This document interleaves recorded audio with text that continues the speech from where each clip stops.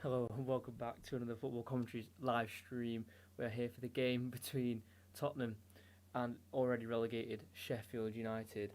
As the Blades, Sheffield United do play out their last 5 games as a Premier League club after a 2-season stint in the English top division. For Spurs, they are playing their third game under Ryan Mason. The first was a great late victory against Southampton, but massively stumbled on their return to Wembley as they failed to score in their last 4 finals as they were beaten in the League Cup 1-0 by Manchester City. But with full focus now on the Premier League for Spurs, they face an uphill battle to clinch Europe for next season, and an indicator for Kane, if he wants to stay at Tottenham, they need to finish in Europe if they want to try and keep their main man. But Kane and co have 2 wins in their last 8 games in all competitions, while for the opposition they have only one away win all season when they travel to Manchester United and won 2-1. Later on, the Manchester United versus Liverpool game today, later on in the stream, we'll definitely be speaking about the events in Manchester today. But for the Premier League meetings between these two sides, they've met 9 times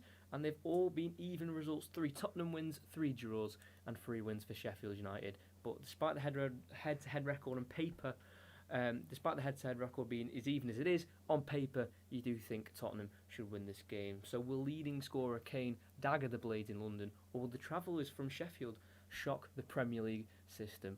We're going to have to find out. Kickoff's just around 9 minutes away. But yeah, obviously this game is a little bit shadowed by the events in Manchester today, which has been absolutely crazy what's happened. And let me just turn the light on. It's been just been a massive shadow, but it's still a big game for Tottenham. They need to win if they want to get into Europe. They're currently 7th. They've got Everton just below them. They've got Liverpool above them alongside West Ham and Chelsea and Leicester. So big game for Tottenham. That's for sure. Sheffield United obviously already relegated, but these players are going to be playing out of their skin just to maybe get a new contract at Sheffield United if they're looking to be a bit out-favoured at the club, or maybe try and get the interest of some Premier League clubs as they go down, if anyone will take them. The likes of David McGoldrick, who's the top goal scorer for Sheffield United this season, up front, number 17. He's got 7 in the league this season. And maybe the likes as well of the wing-backs. You've got Edna Stevens, George Baldock, who is usually a wing-back playing at centre-back. Some decent players. Will they want to play for Sheffield United next season in the Championship, or do they reckon they could face the challenge of being in the Premier League again? We're going to have to see. Thanks everyone who's there. Make sure you like, subscribe. We will definitely be talking about the Manchester United-Liverpool game for sure, just before kick-off. Obviously, when the game starts, I will be having full focus on this game for any Spurs, Sheffield United fans, or anyone who's interested in the commentary. So we've got some score predictions. We've got 2-1 Sheffield United. I would love to see that. Just a bit of an upset. One of those big 6 clubs who try to, disjoint the English leagues and join a Super League. And then mixed in, gone 2-0 Spurs. How do you feel about the press at Old Trafford? Yeah, we'll definitely talk about it for now, just before the game. Great to see. In terms of any, criminal damage or anything, or anyone who may have been injured in the protest, obviously nothing's come out yet. Obviously, I'm against that. Like they said on Sky, they spoke about it greatly. Some of the pundits, Graham Souness, did not speak as well. Don't let the press and the media deflect the real meaning of the protests. It was peaceful. Should they have really gone in the stadium? Maybe not, because technically going into a stadium isn't allowed, technically, under law. But, our government as it is are trying to take away the right to protest. They're trying to take the rights of the people. So, going into a stadium peacefully, not causing any damage, maybe throwing a flare, or maybe a can of beer at a well-protected pundits like the ones at Sky, other than the 1 or 2 idiots who may have thrown something, don't think there's anything wrong with it. So don't let the media try and deflect the fact that those protests were peaceful. No one was damaged no one was injured as of yet, and if they were, it was a very small minority of maybe 1 or 2 people causing any issues. So unlike some people at Sky who are trying to blame the fans, don't let that deceive you. It was not the fans' fault. It was these big money idiots who are trying to take our game away from us, and pretty much taking away the rights of us as football fans. Try to take our clubs away from something that we love, and it's not fair. And everyone, including United and everyone else, has the right to protest, and they did that today, and they did it very well. Got the game postponed, sent the message out of we're not having this, and to be fair, it was as peaceful as it could have got, because in the past, those protests would have gone a lot differently than what it is in the 2021 and 10 years ago. It could have been absolutely hell there, fights and everything. So it's a lot better than what it could have been. And there of course will be a small minority of people who took it too far. There might have been a little scrap or a throw of a bottle, but it it is what it is. It's gonna happen. They all were there for a reason, and it's only because of the owners the fans have had to take it this far. If you know what I mean, it's not the fans' fault. It's the owners' fault of getting the fans so angry that they've had to get to the stage of choosing protesting as a way to get their message through, and that was obviously shouldn't be the case. I saw a policeman bleeding on his face. He had stitches on his face. Well, again, I've not seen it, so I can't comment on that. But in terms of the protest, I'm all for it. If there was any violence or any injuries, then I'm not for that, because yet again, it is people's safety at the time, in the long scheme of things. But I think something had to be done, and yeah, I think it was. Stream lagging, that'll be you. I think Venomix. I think mine's okay at the minute. I'm not getting anything coming through that the stream's not working or anything, so I think that's just your end. Venomix. In terms of lineups, we'll talk about it again at half time and later on in the game if any of you stay behind. But for Tottenham, as you can see, we've got a 4-2-3-1 or a 4-3-3, however they play it. Lloris plays in goal for Tottenham, making his 369th appearance for the club, looking for a 125th clean sheet today if he can do so. Sergio Reguilon as full-backs and pretty much the same back four as they have for the last few games. And Ndombele drops to the bench, and it's Lo Celso, Højbjerg and Dele Alli chosen as the midfielders, and the main front three, Son, Kane and Bale, make the front three. And then for Sheffield United, they're going to stick with this slightly changed system from a 3-5-2 to a 3-4-1-2, where they allow one of those three central midfielders to push up, and that is going to be Ben Osborne. Between the three midfielders of Fleck, Norwood and Osborne, they've only got one goal between them, and that is Ben Osborne's goal against Leeds not long ago in a 2-1 loss away at Leeds United. Basham comes back as well after a month out injured. Sander Berg is on the bench, the Norwegian player, being targeted by some big clubs. He's back in after being injured since December. He's on the bench as well. Basham, like I said, making a quick recovery to get back in for this game. He's been out for about a month. Baldock again has to cover centre-back, the right wing-back, and Brewster gets another chance starting up front for Sheffield United as one of their other striking options. Oliver McBurney's been ruled out for the season after an injury he picked up against Arsenal a few weeks ago. So Brewster, despite not scoring yet for Sheffield United, only making his 12th start of the season, he'll be looking to start his Sheffield United career. Well, start his Sheffield United scoring career with a goal today at Tottenham. It's a whole bell battle. It'll be a tough game for Sheffield United, but can they upset the odds? I think they could. I think they could be an upset. Who knows? Well said, it's people's game not to be used by the rich owners to make more money. Yeah, exactly. Again, like I said, come half time, come full time. If enough of you stick about at full time, we'll talk more about it. But at half time, I will talk about it for the full 15 minutes. So let's just focus on this game for now. Højbjerg underrated, yes he is for sure. But for now, let's just in a way forget about that. Let's just focus on this game that we're here for, and then exactly at half time, we'll talk about the events at Manchester, because it is a big turning point and a big speaking point, because the fans have not only cancelled a massive Super League 2 weeks ago, but have cancelled one of the biggest games in English football. It's got it cancelled for it to be played in the future. So it's big moves by the fans. The voices are being heard, and it's a big moment in football's history. This will be looked back on these last few weeks. The Super League being cancelled by the fans, and then this game being postponed by the United fans. It really is, it really is great to see in terms of the fans. Speaking of, obviously, like I said, if there's any injuries or anything, obviously that shouldn't be happening. But we've got to remember that's such a small minority. It's one or two people, and they should get punished in a different way, because all football fans, are all for this, but in the right way.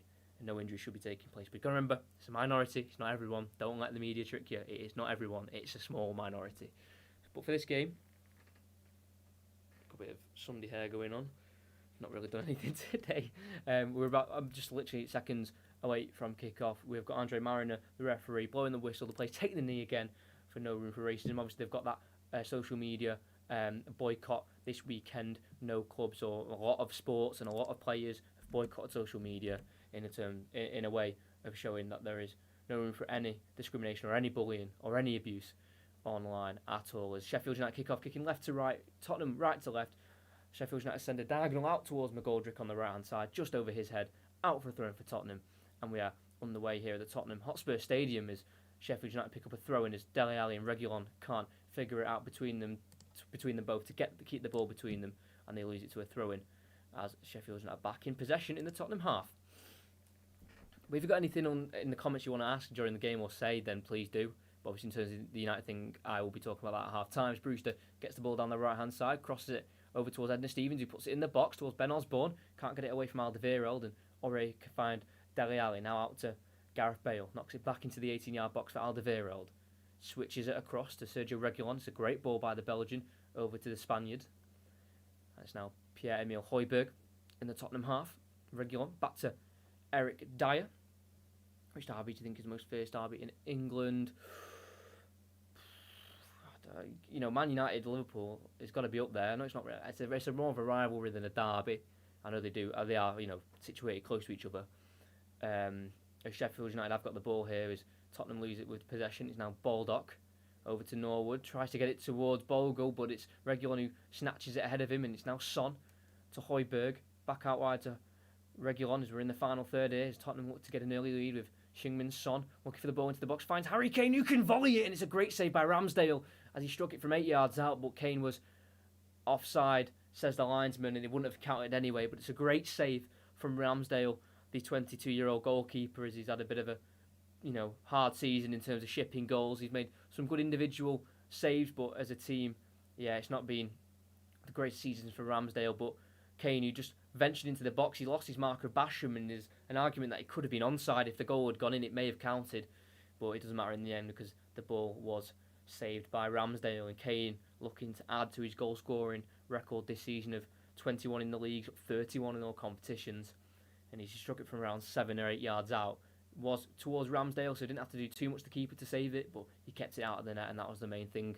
As he clears it long up towards Brewster, Dier wins the header forward up towards the halfway line, where Norwood heads it back towards Bogle, who will bring it down and send it towards the right hand side channel, where it's headed away by Dier up to Lo Celso, lays off to Højbjerg, now over to Serge Aurier, the right back, pressured by the number 24 Brewster, but he keeps it away from him, and it's now Lo Celso to Bale, gets it away from Osborne and plays it back to Alderweireld, who's quite far deep, but he does spray it forward over towards Reguilon, who's got lots of room on this left hand side for Tottenham as he enters the Sheffield United half, brings Son into play as he looks inside and goes across to Højbjerg. Kane, first time ball over to Serge Aurier. He's got Bale far right, and he's got everything to his left now, the Welshman, as he's 1-on-1 with Edna Stevens. Looks to go inside and find Lo Celso back out wide to Serge Aurier, who will then put the cross in, headed away by, I think that is Edna Stevens. So now with Son, Højbjerg over to Reguilon on the edge of the box. Does he fancy a shot? Tries to play it inside towards Son, deflects back towards the Spaniard, blocked off by the Sheffield United defence, and they've worked up to McGoldrick, who's fell over, and he gives the ball to Højbjerg. Now Kane on the edge, over to Son, who's drifted centrally into the pitch, with Son on it again, to Giovanni Lo Celso, the Argentine. Now finds Toby Alderweireld, his first ever appearance against Sheffield United. He's been on the bench for the last 3 games that they've faced against each other, as Dele Alli will bring it forward, tries to play it across towards Lo Celso, tackled by Norwood. It's now John Egan, the captain, the centre-back, one of the furthest forward for Sheffield United, enters the Tottenham half and plays it back in the end to Edna Stevens, the left wing-back, as he'll just settle down in possession here. Sheffield United allow John Egan, their captain, to get back into his position as he marauded forward there. Fleck with a nice run here, getting beyond a few Tottenham plays, but not Højbjerg, as he easily takes it off the midfielder and he plays it forward to Gareth Bale. Kane's drifted wide right. Dele Alli's in the centre, he looks towards him, but it's caught out by Baldock. Sheffield United in the ball now with Edna Stevens. Ben Osborne, who's drifted left, looking for an option, tries to play it inside, deflects off Serge Aurier and will allow it to trickle away for a throw-in for Sheffield United in the Tottenham half, as it's a lively first 5 minutes. Kane's come close, was flagged offside, but looked like it was a close call, so if it had gone in, it could have been given as a goal, but a fantastic Ramsdale save stopped that chance. But we have got a start for Dele Alli in the Premier League. It's only his 3rd start of the season. His 2 other came on the first day against Everton and a few months ago against Fulham. So not many starts for Dele Alli, but he's got one today against relegated Sheffield United as Lo Celso plays it over to Reguilon on the left as they've got out of that position from the throw-in of Sheffield United. Lo Celso lifting it up towards Reguilon, who's made a run forward into the box, and Ramsdale and Baldock has just managed to get it away from the Spaniard just in time. He played it into Bale, who then got it across to Lo Celso, ball lifted over, tried to get in beyond Baldock, and his goalkeeper Ramsdale came to the rescue and collected the ball away from the left back, who's looking for his first goal in a Tottenham shirt, Sergio Reguilon. Eric Dier on the ball here. I think there's been a free kick given here. I know throw-in on the left. It's gone back for. It's now Eric Dier on the halfway line, the number 15.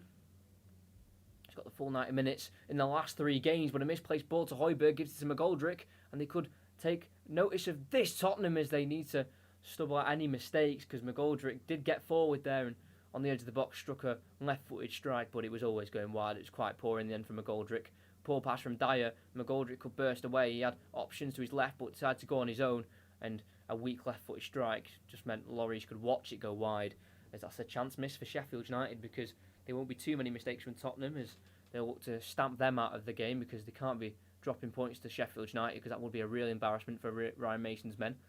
As Dele Alli gets it in a forward position, finds Kane, gets beyond Basham on the edge, he lays it off to the right to Bale, first time ball inside, blocked off by Norwood, forced to Fleck on the edge, takes it around Serge Aurier, finds Ben Osborne on the left, chops away from Dele Alli and plays it towards Edna Stevens, who's been brought down by Dele Alli in the end, and a free kick for Sheffield United on their left hand side in their own half as they look to try and ease some of the pressure from Tottenham Hotspur. 7 minutes in, both teams getting forward. Tottenham looking more dangerous than Sheffield United, but Sheffield United still finding their way in the Tottenham half as they look to score. They've only scored 18 goals this season, 7 of them coming from McGoldrick. That's 39% of the goals coming from McGoldrick, and only the 3 clean sheets as well this season, conceding 56, and with their 24 losses as well. It's been a very doom and gloom season for Sheffield United after such a positive season last time round under Chris Wilder. Ball forward from Basham, headed forward by Alderweireld. Dele Alli brings it down for Højbjerg. It's now over to Eric Dier, the number 15. Up towards 200 appearances for Dier. He's 1 away. He's playing his 199th game in the Premier League. Well, he's scoring 9 goals, so close to double figures as well for goals. But the next game in the Premier League for him, whenever that will come, because they do like to switch around the back. Tottenham will be his 200th. Joining Spurs in 2014 from Sporting Lisbon, Eric Dier, now becoming a Tottenham regular over the last 6 or 7 years being at the club. Sergio Reguilon on the left. Fires Dele Alli, who has peeled out wide left. Plays it inside to Højbjerg, back to Dele Alli. Højbjerg again, formerly of Southampton, signed in the summer. It's one of Jose Mourinho's signings to try and rejuvenate this Tottenham side in the midfield, and he's had a great impact. He's played nearly every single game this year, and he's played every minute in the Premier League. Pierre-Emile Højbjerg, scoring once against Liverpool at this ground.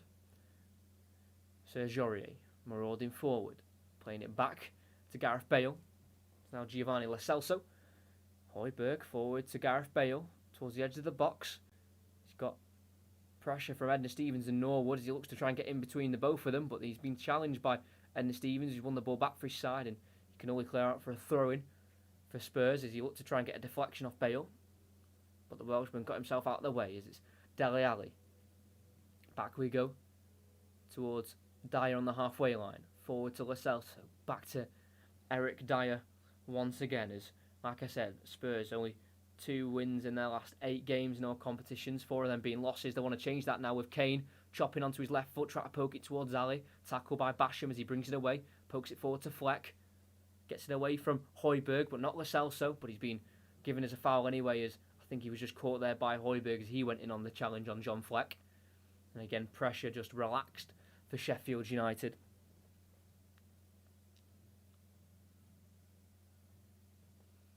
Kane looking dangerous. Kane has scored twice in this fixture in 5 appearances. As Fleck loses it here, as he brought it forward, and it's Lo Celso to spring away. Kane's gone wide right, delays the ball and decides to go to his left to Ali, who will then find Kane out wide right. Bale's in the box, Son is as well. He tries to swing it, it deflects onto the roof of the net, and a corner kick for Spurs it is. Harry Kane, like I said, scored twice against Sheffield United, and it's been in the last 2 fixtures. One in the 3-1 win earlier on in the season, and one in a 3-1 loss last season towards the end of the season. So the last 2 games in this fixture have been 3-1, both at Bramall Lane as well. 3-1 Spurs earlier on in the season, Aurier, Kane and Ndombele scoring, and then 3-1 last season in July as Sheffield United beat Spurs 3-1, with Sander Berge, who's back in the team today for Sheffield United, scoring, Lys Mousset and McBurney all scoring that day alongside obviously Harry Kane. But a corner kick for Spurs, will they make the most of it? Just under 11 minutes played currently. We're still at 0-0 in this fixture, with Giovanni Lo Celso, the Argentine, looking to put this in as an in-swinger on his left foot. Kicks it in, swings it in. Header away by Baldock on Bale, and Fleck volleys it away only as far as Reguilon, who decides to go all the way back to Hugo Lloris on the edge of his box. As they look to rebuild here, Spurs playing it out wide right to Serge Aurier. Now finding Lo Celso, back to Serge Aurier again, who was quite highly rated at PSG. Serge Aurier was named in the Ligue 1 Team of the Season twice, in the 15-16 and the 16-17 season whilst he was there. Come to Spurs, he's had a lot of criticism in terms of individual errors, but seeming to get a bit of a run in the team ahead of Matt Doherty, who's been out injured recently, the Irishman, signed from Wolves. But they played it forward with a great ball to Bale by Kane. Holds it up, Bale, gets inside the box, cuts inside from the right-hand side and strikes it with the left. And over the bar it goes. Positive play, though, from Gareth Bale. Fantastic from Kane, who, again, dropping into those deeper pockets, finding the ball and got it from Aurier. And first time ball, swung it wide right towards Bale, who took a heavy touch forward and latched onto it, beating Basham to the ball and then cutting inside and not quite having that deadly effect like he did against Southampton in their last home game in the 2-1 victory against Hasenhüttl's team. Scored the equaliser that day in a 2-1 victory in around the 60th minute, and that was his 6th goal in the Premier League this season. He's 1 away from 50 overall, Gareth Bale, in his Premier League career. His ball forward, headed away by Alderweireld up towards Dele Alli. It bounces towards Son, but Bogle comes in to nip it away for Sheffield United. Can't get beyond Lo Celso in midfield, and Tottenham have it back now with Bale again. Back to Serge Aurier. Now Lo Celso. Aurier again. Forward to Lo Celso. Playing it between themselves here. Tottenham Hotspur. Like I said, those last 8 games, only winning 2 of them and losing 4 of them. Scoring 10, conceding 14, and mainly keeping only 1 clean sheet. You can't win any games if you're not keeping clean sheets. It's a ball forward by Alderweireld. Finds the run of Ali inside as he heads it towards goal, but it's an easy catch and collection for Aaron Ramsdale. As that is quite the old school way of playing for Tottenham. You would recognise that under the Pochettino days of Alderweireld springing out a diagonal towards Ali on the opposite side and him coming inside and getting onto the Alderweireld ball. He scored a similar goal like that last season. I think it was against Burnley under Mourinho, where Alderweireld put a switch in behind towards Ali, latched onto it and scored a quite brilliant goal. But that was mainly used under the Pochettino days. And they might be looking to use that again because Alderweireld can find a pass when he puts his mind to it. So we're back under Tottenham possession here with Eric Dier. As the ball forward by Ramsdale just fell back to Tottenham Hotspur in the end. As he goes for that switch diagonal again, looking for Reguilon this time, but he's cut out by Bogle as they collide. Reguilon and Bogle, and it will be a Spurs throw-in. There was no foul, they just collided together, the 2 full-backs. And it will be a Spurs throw-in, but I think they'll both be okay as well. As Dele Alli's gone for the bit of a different look there, a few dreadlocks, a bit of a Jamaican style, Bob Marley you could say, with the hairstyle. Both players are back on their feet, and it will be a Spurs throw-in. I'm presuming, unless he has given a foul, but I didn't really see one. It looks like they just ran into each other, both going for the ball and both just colliding. But I think it's going to be a free kick for Sheffield United. It is. I think it was just a collision, to be honest. Both players going for the ball and they've just both ran into each other. I wouldn't say that's a foul, but Sheffield United got the free kick and it's out forward by Ramsdale. headed away by Alderweireld and helped back over towards Aurier, who then heads it forward to Kane. Poor touch, falls to Norwood, who's surrounded by Spurs players and they've lost it. Sheffield United, it's now sprung out to Reguilon. Inside looking for Kane, slide challenge by Norwood and a clearance away by Egan over towards Lloris as Sheffield United are defending decently in this first 15 minutes. Rock bottom on 14 points. Aside from Sheffield as Kane in almost a left back role picks up the ball again deep for Tottenham. As he plays it out to Højbjerg, still in the Tottenham half as he sends a diagonal out towards Serge Aurier. He'll just lay it off to Lo Celso, formerly of PSG as well.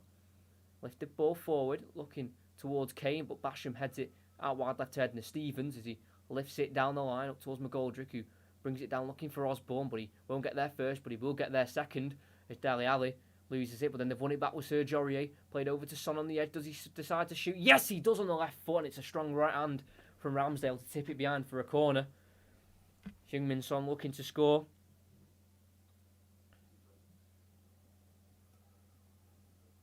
Osborne picked it up off Ali, but then Aurier pressed him straight away and won it back, played it over to Son, who then decided to shoot, and a good right arm on it by Ramsdale to stop the ball from going in, but too easy. Osborne did well to win it off Dele Alli, but then was just too hesitant on the ball as Aurier came rushing in, and in the end they've conceded the corner, and lucky not to concede if it wasn't for Aaron Ramsdale, who is going to be suffering back-to-back relegations with Sheffield United and then Bournemouth of last year as the ball's been swung in and headed away at the near post by Chris Basham.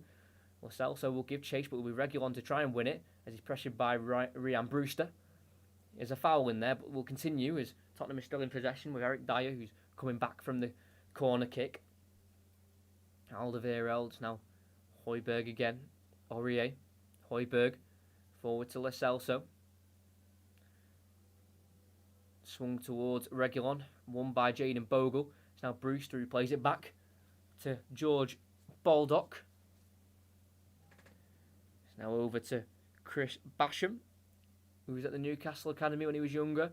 He's played in the Premier League for 3 different clubs as Egan's giving it away. Now it's Lo Celso playing it forward to Son. Met heavily by Egan, but play will continue as Kane's got it in the box. Shifts it onto his left. Shoots with the left. Blocked off the line. Hooked away by Norwood. And he will fall to Jaden Bogle as play does still continue as Son's still down. And it will be kicked out of play by Bogle. And that will be a yellow card, I think, by Basham. I thought it was Egan who went right into him. Son is down, holding a injury. Yeah, yellow card for John Egan, I thought it was. He's already picked up a red card, John Egan, this season. In game week 2 against Aston Villa. And as Son picks it up, he's just gone right into him with a heavy challenge. Thankfully for Son, he was able just to distribute it to Kane, who nearly did score if it wasn't for Basham on the line. But that doesn't take away the injury. Oh, stepped right on top of his foot and then right into Son. That would have been a nasty one for the South Korean. You've got a stamp on the toe, like I said, and then just a body right into him, which would have, caused him some discomfort and pain. So we'll see if Heung-min Son can continue and if he gets back on his feet, but that's a definite yellow card for captain John Egan. Like I said, he's got 1 red card already this season. In his Premier League career, he has got 2. He picked up 1 late last season when Sheffield United did stumble to a loss away at Newcastle. He was also sent off in that game as well. So when he does get sent off, it is usually at away games. As the medical team are on looking at Heung-min Son, seeing if he is okay. And I think he will be. He's back on his feet as he hobbles off to the sidelines. I think he will be okay to run it off. Will just be a little bit of a nasty one to get over as he does also hold his arm. Because he's not just been, stamped on with his foot by John Egan, but he's also had the full body of Egan collide into him as well, and then the landing, so it's sort of a bit of a triple whammy going on for Son.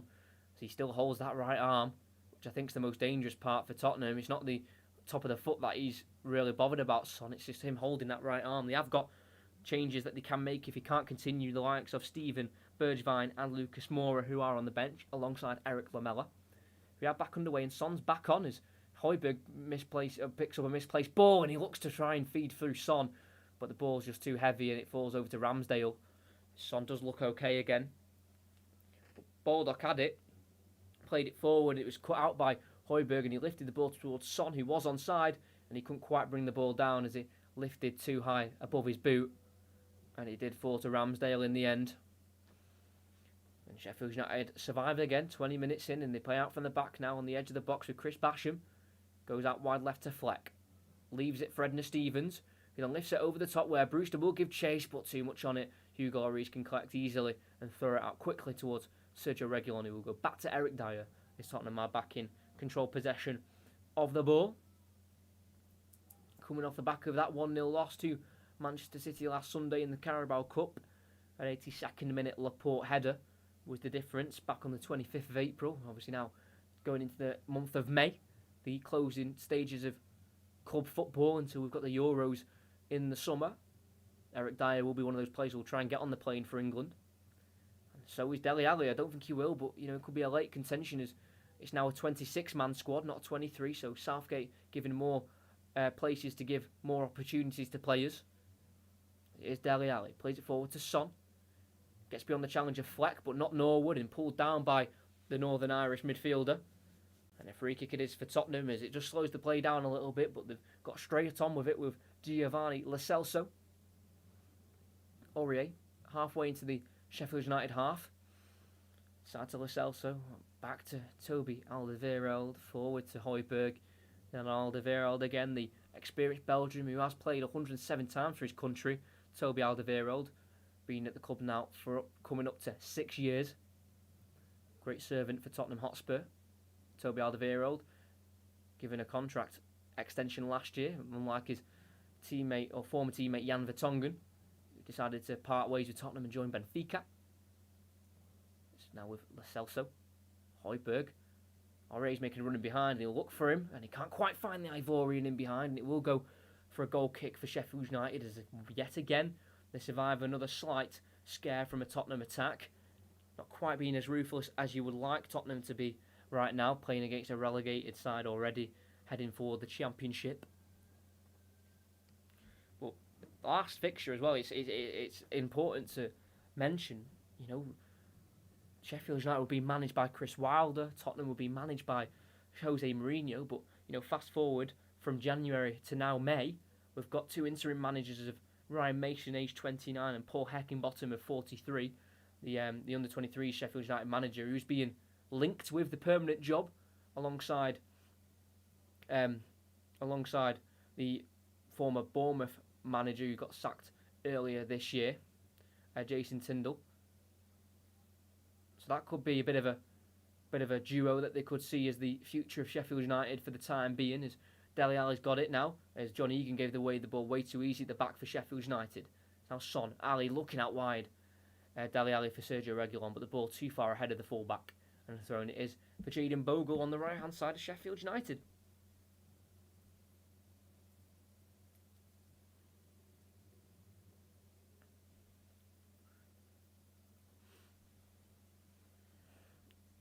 Who will be the spark to start the fire in this game for Tottenham or Sheffield United? You can't write them out yet. Anything can happen in football as Baldock throws it towards Osborne, gets the layoff back to Baldock, volleyed it all the way back to Ramsdale. He's going to have to deal with this as he brings it down, as he's given time to, and then hoof it up the field towards the right-hand side where McGoldrick will challenge Dier, but Dier will win the header down to Dele Alli, who will then play it back to Alderweireld, well played by Tottenham to regain possession of the ball. Alderweireld to Eric Dier as they look to come forward again against this back five of Sheffield United. Last season they did finish on 48 points. Now they're on 17 for this season.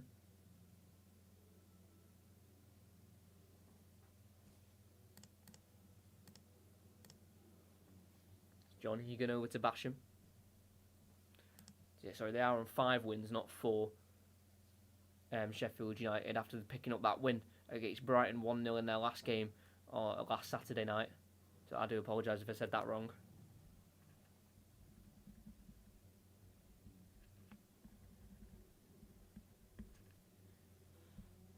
So I think they do just play the ball out of play there, Sheffield United, I think. I think it took a deflection off Tottenham player. But if you are interested, next commentary is on Wednesday finishing off the Champions League semi-final between Chelsea and Real Madrid. That's on at 8 o'clock if you're interested. Commentating on the first leg, we will be doing the second leg as well. And Sheffield United do clear out of play this time for a throw-in on the halfway line for Reguilon to take on the Tottenham left. He gets it back from Højbjerg and finds Dier forward, gets away from Fleck and is able to play it back to Højbjerg, who then goes over to Alderweireld on the right as they look to rebuild another attack here, Tottenham Hotspur.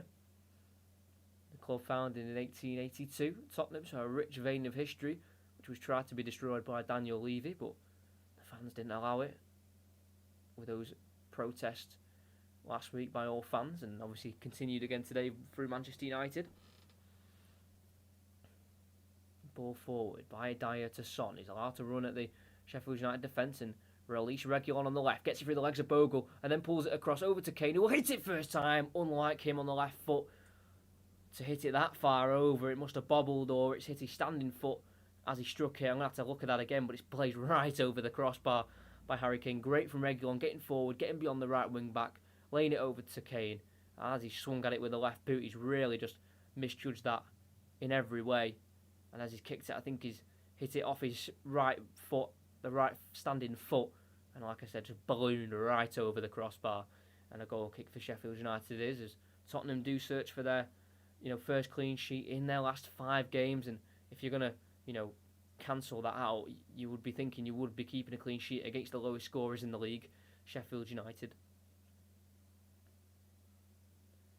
Aurier forward to Lo Celso. Now Bale on the right.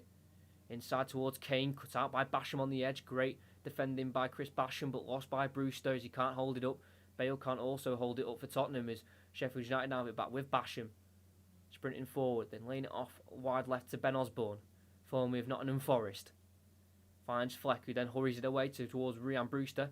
His header doesn't find a Sheffield United player, but he does regain the ball off Dele Alli. Now Ryan Brewster, who got it back from McGoldrick, tries to find the Irishman again, but it's misplaced ball and Tottenham have it back in their own half as they look to find the Sheffield United half, but not for too long as Chris Basham gets there ahead of Dele Alli and releases McGoldrick on the left. He'll keep it in the Irishman, the top goal scorer on the left, down the byline. He'll put the ball across right towards Hugo Lloris, and it's an easy collection for the Tottenham captain and the World Cup winning goalkeeper there as he looked towards Ryan Brewster in the box, but he was never getting towards the former Liverpool striker.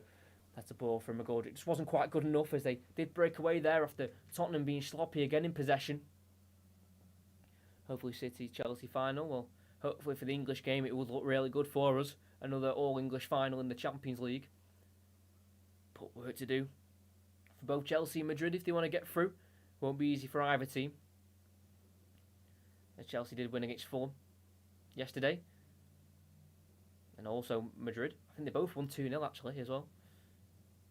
Reguilon plays it inside to Lo Celso on the edge of the box. Tries to find Son out wide left. Deflects off Norwood straight to Reguilon. Can he find Dele Alli? He can, as he gets there ahead of Oliver Norwood. A strong challenge by Norwood. And I think a throw-in for Tottenham in the end. Or did it come off Ali last? No free kick. He won the ball fairly there, Norwood, despite it being a heavy challenge.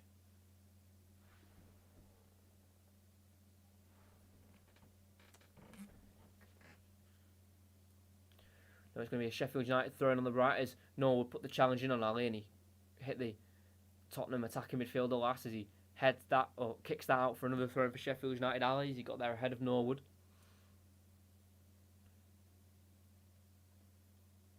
Hope George Baldock with the throw-in.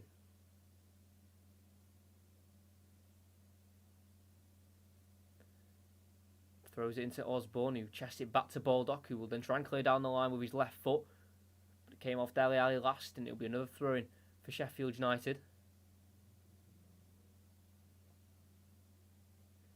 Paul Heckingbottom, the interim manager for Sheffield United, giving the thumbs up there to Baldock as they look for the same. Finds McGoldrick. Back to John Egan. Now finds Aaron Ramsdale in the 6-yard area for Sheffield United. Ball lifted over, but it's misplaced, and Aurier picks it up only as far as Edna Stevens, as the Aurier header forward couldn't find Gareth Bale, and they look to break forward here with McGoldrick being found by Osborne. Ball out wide right to Brewster, who's almost playing in that right wing position. Gets a ball in towards the box there. Had to be headed away by Dier in the air, as it's nearly been brought down by Bogle in the box, but it's been kicked away by Lo Celso to the opposite side for Sheffield United as they look to come forward again with Basham. Tries to slip a ball forward to Edna Stevens, cut out by Bale, but falls back to Basham. We'll go back inside towards Oliver Norwood. Fleck back to goal. He's allowed to turn and face forward and find Edna Stevens on the left, who then crosses it into a dangerous area, flicked away by Dier. Long as far is now Brewster, who then goes for a left-footed strike and almost curls right towards the corner flag for a throw-in. But to spare his blushes, not many of them, because it is quite embarrassing, he goes for a goal kick for Tottenham Hotspur. Waste really by Brewster. I know he's young, but he should have done better with that on the edge, not shooting with his weak foot when he was never going to score from the edge of the box. Ramsdale has took off a glove and a boot, as he might have an issue here. Aaron Ramsdale, who has played all minutes in the Premier League this season, complaining with issues on the inside of his right foot. The medical team are on for Ramsdale, as he's just complaining about pain on his right foot, the inside of his right foot, like I said just before. I'm interested to see if he'll be able to continue.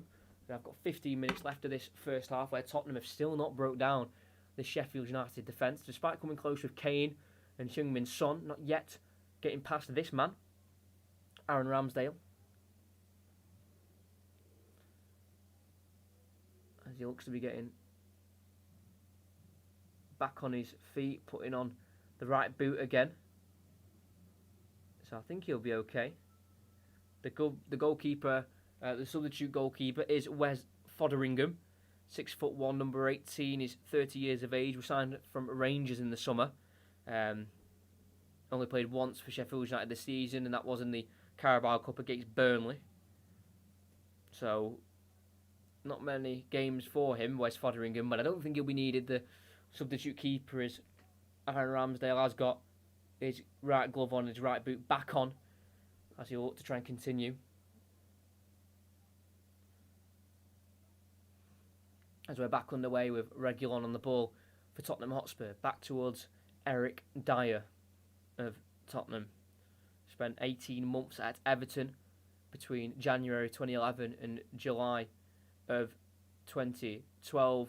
Eric Dier.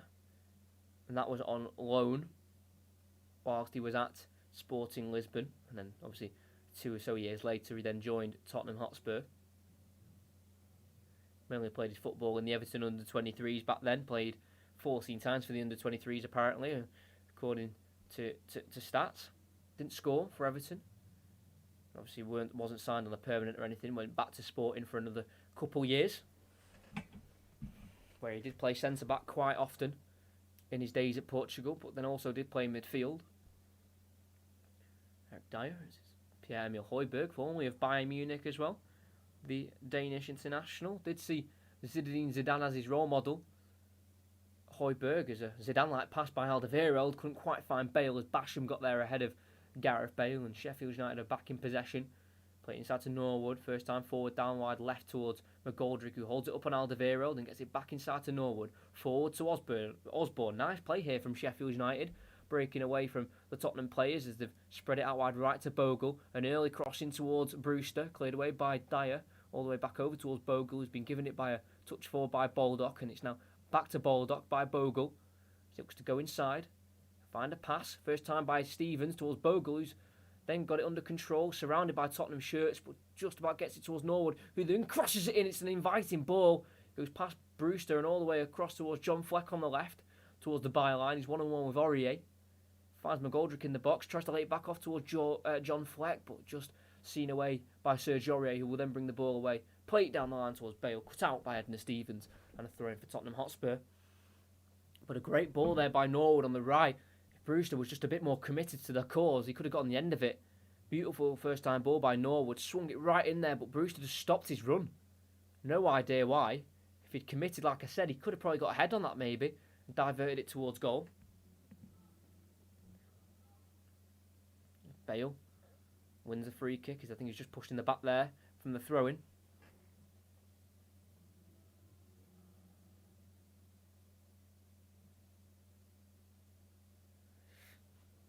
The ball's been played over towards Eric Dier on the edge of the 18-yard box. Still no goals in the game. Last time these teams did play at this stadium was in a 1-1 draw back in November of 2019. Heung-min Son scoring and also George Baldock, but they did have a disallowed goal, Sheffield United, with David McGoldrick being disallowed his first ever Premier League goal at the time. That was when Spurs were 1-0 up. Obviously now David McGoldrick isn't struggling too much for goals. He's got 9 in the Premier League now, 7 of them coming this season. As Kane's been slotted forward, cuts onto his left foot, plays it on with the right instead towards Son, picked off by Sheffield United, cleared as far as Aurier, who then lifts the ball over the top towards Bale, who will get there and poke it over the keeper and find in the back of the net for Tottenham Hotspur.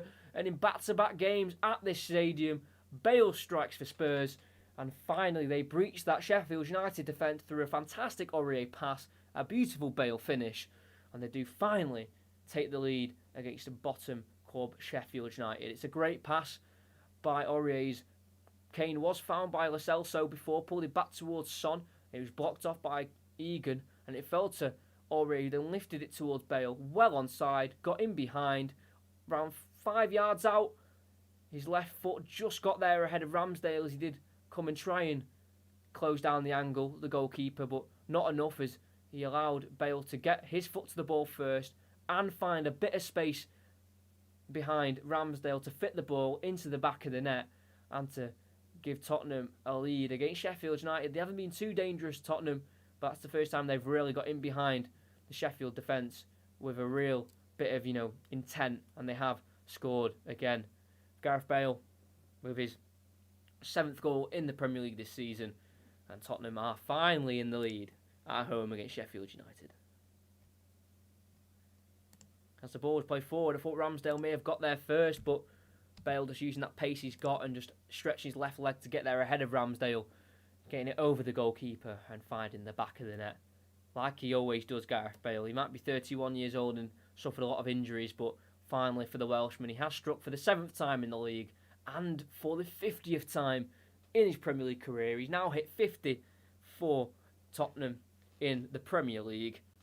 162 appearances, 49 goals, now turns to 50, alongside 37 assists.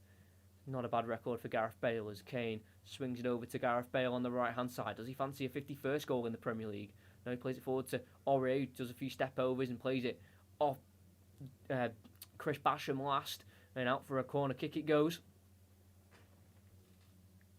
Good milestone to hit though, half a century of goals in the Premier League for Gareth Bale, with number 50 coming against Sheffield United today. Obviously, also scored against Southampton in their last home game in a 2-1 win, Gareth Bale. As Lo Celso will take this corner, another in-swinging corner for the Argentine to take.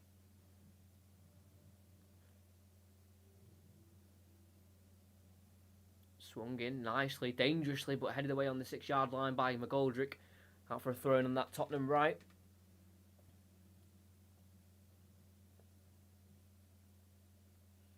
Højbjerg will look to take the throw in, or will he leave it to his right back? Or just throws it back in the end to his right back. So instead of taking the throw in Aurier, he received the ball from the throw in and he's gone back to Hugo Lloris. Like I said, looking for a 125th clean sheet in Tottenham colours. The Frenchman, the ball's been played forward by the left-hand side to Son, who brings it down. Tackled by Bogle, but falls to Dele Alli. Then finds Kane, can't get beyond Bogle. It's now back with Sheffield United on the edge of the 18-yard box with John Egan. Out wide right to Ben Osborne. Goes inside on Son and gets beyond the South Korean. Lays it back towards Oliver Norwood. Over to Chris Basham. He will then sprint forward. And a poor ball right towards Kane, but thankfully for Basham, it's deflected off his left foot and right to John Egan. He's got away with it, and Baldock looks to send away Brewster on the right-hand side. He's got him behind here. He's in the box on the right. He's got Dier to beat. One-on-one. We'll look for the ball across, and it'll be John Fleck to strike with the right foot. Really poor on his weak foot, and cleared away by Tottenham. It's fallen towards Jayden Bogle. Challenged by Dele Alli. Held back by Bogle, but gets beyond him and Norwood. Great skill by Dele Alli as Tottenham do look to break forward after Sheffield United attacking at the Tottenham end. Sheffield United in problems here, with Heung-min Son getting beyond one but being pushed over as he got beyond the Sheffield United defender of Jayden Bogle and wins the free kick around 25 yards out. Great play from Son, faced up to the right back, and as he got beyond him, he was just pushed in the back by Jayden Bogle, and a fairly given free kick for Tottenham, where they could strike for a second time in the game, within the space of a couple minutes. It is Kane and Bale territory here, around 25 yards out, just on the left-hand side of the box, so more suited for a right footer, but Bale definitely won't shy away from the possibility of getting a brace in the Premier League. Kane is also over it as well, who, like I said, has scored in his last 2 games against Sheffield United. They were both at Bramall Lane, and he also did score in Tottenham's last 8 games, 8 times. He's got 8 in his last 8 Premier League games. Harry Kane, will he make it 9 in 9, or will Bale get another in this game?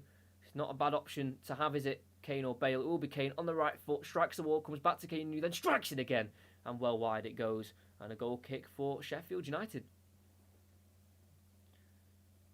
Kane always fancied it, but didn't quite get the height on it. Hit McGoldrick a first time, deflected back towards Kane, and then wide it went for England's number 1 striker, ready for the Euros, hopefully. Harry Kane. He's got 54 goals in his England career and 53 appearances for his country. Obviously now on 164 Premier League goals. Currently sitting 7th in the all-time list, I'm pretty sure. As they've got it back with Reguilon. Heavy touch, and Osborne wins it back for Sheffield United. Inside the Tottenham half on the Sheffield right. It's now Norwood. Back to Osborne. Trying to find himself away from Reguilon, but his pass has gone to Dele Alli. It's now back in Tottenham hands, or feet, should I say, with Eric Dier. Over towards Serge Aurier, but with Sheffield United, they haven't scored more than 1 goal in their last 13 games in all competitions. So realistically, for Tottenham, the worst they can really get from this game is a draw, because it's unlike Sheffield United scoring more than 1. The last time they did it was against West Brom in a 2-1 win, I think early February time. It's Reguilon. Burst forward, can't get beyond Jagan and Bogle. And Sheffield United have the ball in their own half, in the defensive final third. They're in their own box with John Egan. Over to Baldock, down the line to Bogle. Inside to Norwood, first time clearance down the right hand side channel towards McGoldrick. Fouled from behind by Eric Dier, and wins a nice free kick for his team there, David McGoldrick. He's had a good career at Sheffield United, joining in 2018 after being released from Ipswich. He's got 27 goals for the Blades, and won Player of the Year in the 2018-19 season, so the season that they were promoted. Also won Player of the Year at Ipswich in the 2013-14 season, so he's always looked upon as a hard-working and a good player wherever he goes. Wonder where he'll be next. Will he stay at Sheffield United? He is 33 years of age now. McGoldrick still scoring the goals as he looks to flick on this free kick, and he does towards Brewster, but it's Alderweireld to volley it away. Up towards Kane, who holds it up and releases Gareth Bale, who will give chase, but Ramsdale comes out and is able to pass it forward to Edna Stevens. Can he get beyond Højbjerg? Yes, he can.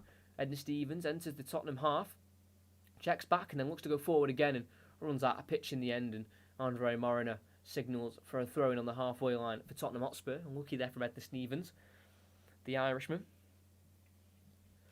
He's back out, played his usual left wing back position. Edna Stevens has played 7 times at centre back.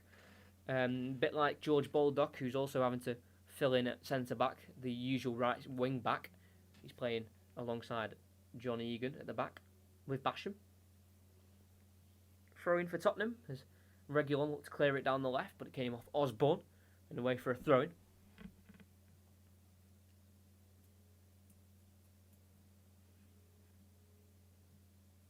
Reguilon to take the throw. Into Højbjerg, back to Reguilon, who sends it back first time to Lloris. And forward to Alderweireld. It's now Serge Aurier, the Ivorian. 65 appearances for his country. That's quite impressive for Serge Aurier, the 28-year-old. He joined back in 2017 from PSG.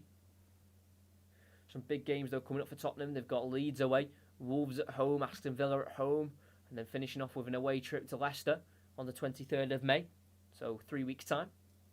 As Kane goes for an audacious switch towards Son, and he finds him right on that byline. He'll keep it in, the South Korean. 1-on-1 with Jaden Bogle, late behind him to Reguilon, then inside to Højbjerg. Across to Kane, forward to Dele Alli, over to Son in the box. Lays it off to Lo Celso, who fancies a strike, and over the bar it goes for the Argentine. Giovanni Lo Celso looking to strike his 2nd goal in the Premier League this season. He's only got 1 Premier League goal in his whole career, never mind just this season. That came in the 2-0 win against Manchester City at this stadium when they were supposedly in a title race, far from it now. But Lo Celso looking to add to his Premier League tally. Not to be, though, not to be. this time, as it was a speculative effort, but you've got to give them a go or they will never come off. As we are close to half time, I think there'll be about 1 minute added on, or maybe not even that. There might not even be any time added on. See what Andre Mariner is thinking. Ramsdale's cleared it forward. 3 minutes of added on time. I'm presuming that is due to the injury collected by Heung-min Son earlier on in the half. And he's on the ball now, the South Korean, as Sheffield United couldn't quite keep the ball from their goal kick. That's now Alderweireld.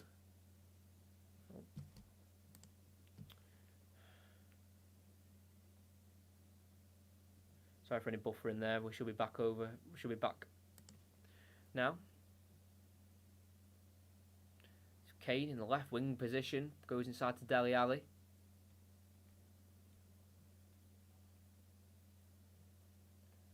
Kane.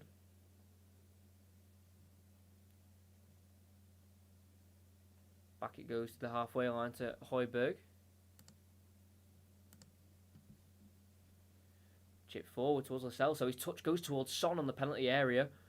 But Baldock got there ahead of him and cleared away for a throw-in.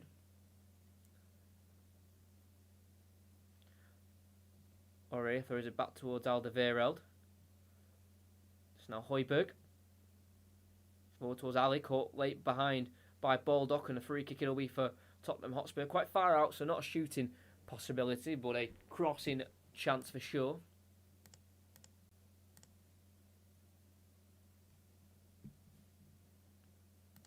Taken quickly short to Son.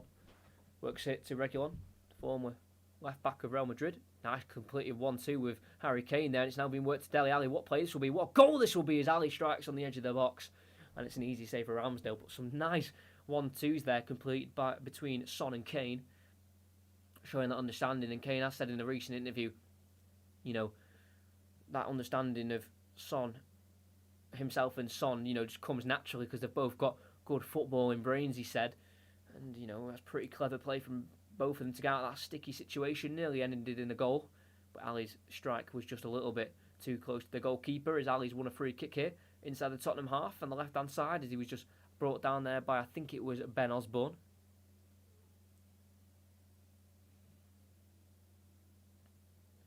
Suppose we play back to Eric Dier, 18-yard box. So we've got it with Hugo Lloris, as we've got 35 seconds left to play this first half.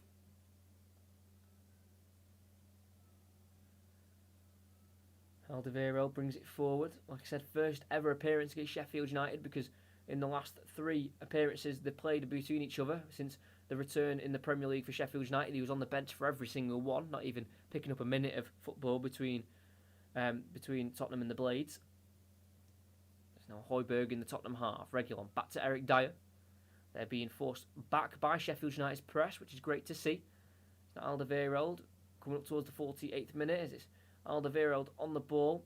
We've played the 3 minutes of added on time. Andre Mariner looks towards his watch, and we play for a little bit longer until Højbjerg charges forward towards the halfway line, and that's where Andre Mariner sees best fit to end this first half of football. Despite not getting a 90-minute game of football between Manchester United and Liverpool, we have between Spurs and Sheffield United, and it took them quite a bit of time, Tottenham, to get into third and fourth gear and really put the pressure on Sheffield United. But when they did, they showed their quality. They've bossed possession. They've got shots away, and in the 36th minute, after Kane looked towards Son in the box, it was cut out by Egan. It fell to Aurier on the edge. He then scooped a beautiful ball over the top towards Bale, who got there ahead of the goalkeeper, and then around 6 yards out, lifted it over Ramsdale into the goal for Spurs as they took the lead 10 minutes from half-time, and they've dominated the game in the majority. They've had all the ball. They've got 4 when they've had 2. They've had 400 passes so far, not letting Sheffield United even have a shot on target, and deservedly so. Despite not being at their best throughout the whole half, Tottenham, I think, just about deserved the lead at half-time. It's Tottenham 1, Sheffield United 0. Decent half of football. Tottenham doing what they need to do. Don't need to really, play at their best, really, to beat Sheffield United. They've took their time. They took their time to get into the game, just relaxed it, not rushed anything, didn't want to force anything, and they've got the lead in the end, which I'm presuming they will protect. and if they don't, that'll be quite embarrassing because, like I said, Sheffield United will score 18 goals this season. Lowest scorers by a little bit. Fulham are next in that category with 25, so seven less than Fulham, and not enough quality in the Sheffield United team to survive another year, and they will be going down. And it'll just be interesting to see if they can survive in the Championship. And when I mean survive in the Championship, I mean survive in terms of getting right back into the Premier League. Will they survive? That going back down and getting used to the life of the Championship where you play 46 games and all teams will be looking to beat Sheffield United because they come back from the Premier League and they will want to not do the likes of a Huddersfield who came up quite as a surprise like Sheffield United. Huddersfield weren't expected to come up and they did, and once they stayed up once they got relegated in the second season and then they went back down and now they're struggling. I think they're just above the relegation zone in the Championship, Huddersfield, so I think Sheffield United do have the players to not let that happen, but you just never know in football. But it's just a question of if they can bounce straight back. Sheffield United, they had a great first season in the Premier League and they just fell off the rails in this second one. Obviously COVID didn't help and Chris Wilder's departure also didn't help. But they look to be looking to go in the right direction come the start of next season in the Championship, where they will want to get rid of the negativity of this season and only bring positivity next season. 45 minutes have gone by and it has felt like it has been an hour and a half. Yeah, it did feel like quite a long half there. It was not much really happened. I mean, Sheffield United got forward a few times, but again lacked the quality to really pressure Lloris and make him feel uncomfortable in that Tottenham goal. And then for Tottenham, they just dominated possession. They got forward quite a few times, created a few chances. Kane, within 2 minutes, forced a save out of Ramsdale, and it was a great save because he was flagged offside, Kane, but off the replay, he looked like he may have just been onside. And then Son, about 10 minutes later, about 10th, 15th minute, he struck with the left foot, good save by Ramsdale again. And then they just kept knocking at that door, and eventually Bale burst through that door with a beautiful finish past Ramsdale. And then, Tottenham deservedly have the lead. And again, Sheffield United haven't been poor, they haven't been bad, like I said, they have got forward. They've kept the ball for, 30 to 1 minute, parts where they've just knocked the ball about and they've, avoided Tottenham having many clear-cut chances. Like I said, they've had those three that I mentioned there, but in the overall scheme of things, they've defended tightly and compactly, and the goal they conceded was just Tottenham showing their better quality of players. But Sheffield United shouldn't be disheartened. They've kept Spurs to 1 goal away from home, and they've got forward a few times themselves, but I think this game is just coming down to who's got the better quality players, and that's quite clearly on paper Tottenham Hotspur, and they do have the lead in this game. So the second half will be underway in about 13 minutes time now, 12 minutes time, as obviously the elephant in the room is Manchester United's game between Liverpool was postponed for reasons of the protest and that it was unsafe and not safe enough for the game to go ahead. I want to try and bring up the Premier League statement on that Manchester United game against Liverpool. So this is what was said. This was what the announcement read at about, what time was it? It was about quarter to 6. Something like that. They announced, following the security breach at Old Trafford, the Manchester United versus Liverpool game has been postponed. This is a collective decision from the police, both clubs, the Premier League and local authorities. The security and safety of everyone at Old Trafford remains paramount importance. We understand and respect the strength of feeling, but condemn all acts of violence, criminal damage and trespass, especially given the associated COVID-19 breaches. Fans have many channels by which to make their views known, but the actions of a minority seen today have no justification. Interesting. We sympathise with the police and stewards who had to deal with a dangerous situation that should have no place in football. Again, interesting to say. The rearrangement of the fixture will be communicated in due course. And there is many things in that statement I just don't like, and I don't like the wording of it at all. When is Man United versus Liverpool again? Don't know. they said there in that statement, the rearrangement of the fixture will be communicated in due course. So we'll probably find out tomorrow or in a couple of days' time where they'll find a slot where the game can go ahead. Because before I just dissect that statement, let's just have a look at United's fixtures.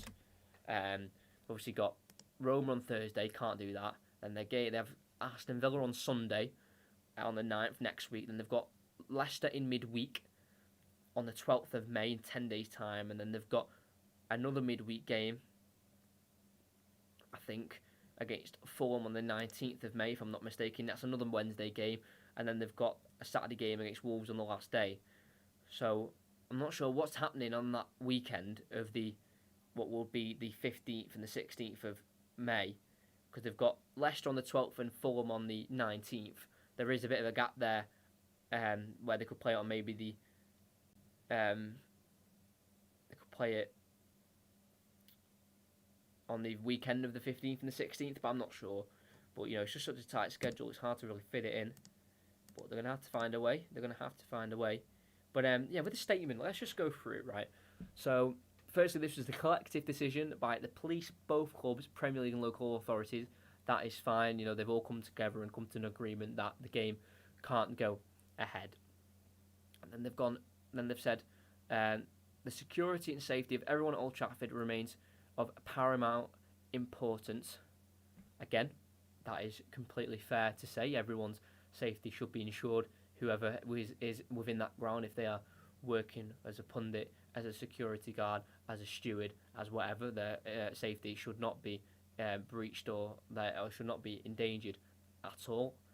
Everyone's in full agreement with that. But it's this next bit, this next line really, the next two lines, three really.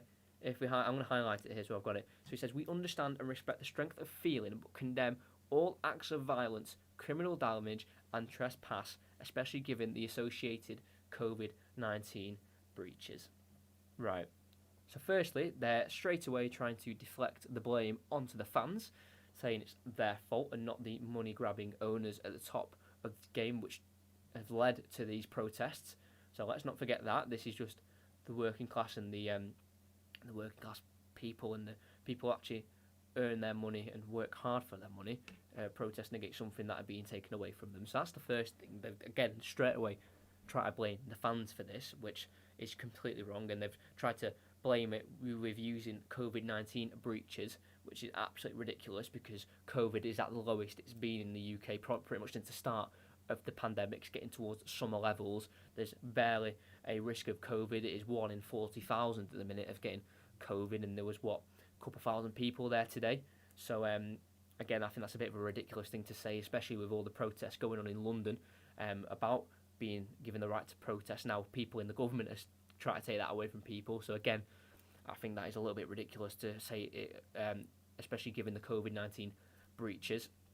A lot of them would have been masked up. A lot of them obviously would have been close together but masked up, and that is absolutely fine. Like I said, it's not like we're in December, absolute prime COVID. We're in May now, where the levels of COVID is really low, and we are going back to a somewhat normal. So again, I find that hard. I can't believe they've even used that as an excuse for the fans to do what they did. Again, that's just my view.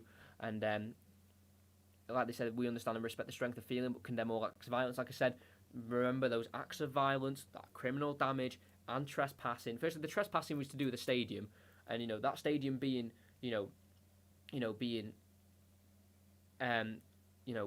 bombarded with fans. Firstly, in a respectful, peaceful way. There was no damage on the stadium when they walked in. They didn't go up digging the pitch. They didn't go in, snapping corner flags in half. Yes, they might have took a corner flag, but, God forbid they took a corner flag. They didn't go around punching the steward. They didn't go around, ripping up the turf with their bare hands and bringing in scissors and cutting down the net. They just walked onto the pitch, maybe threw a flare or two. The small minority, 1 or 2 people, and then they left. So again, remember, very small minority, 1 or 2 people doing these, acts of criminal damage and acts of violence, not all fans, which they're trying to blame here. And then we move on to the next line. We've got fans have many channels by which to make their views known. Fair enough. got social media.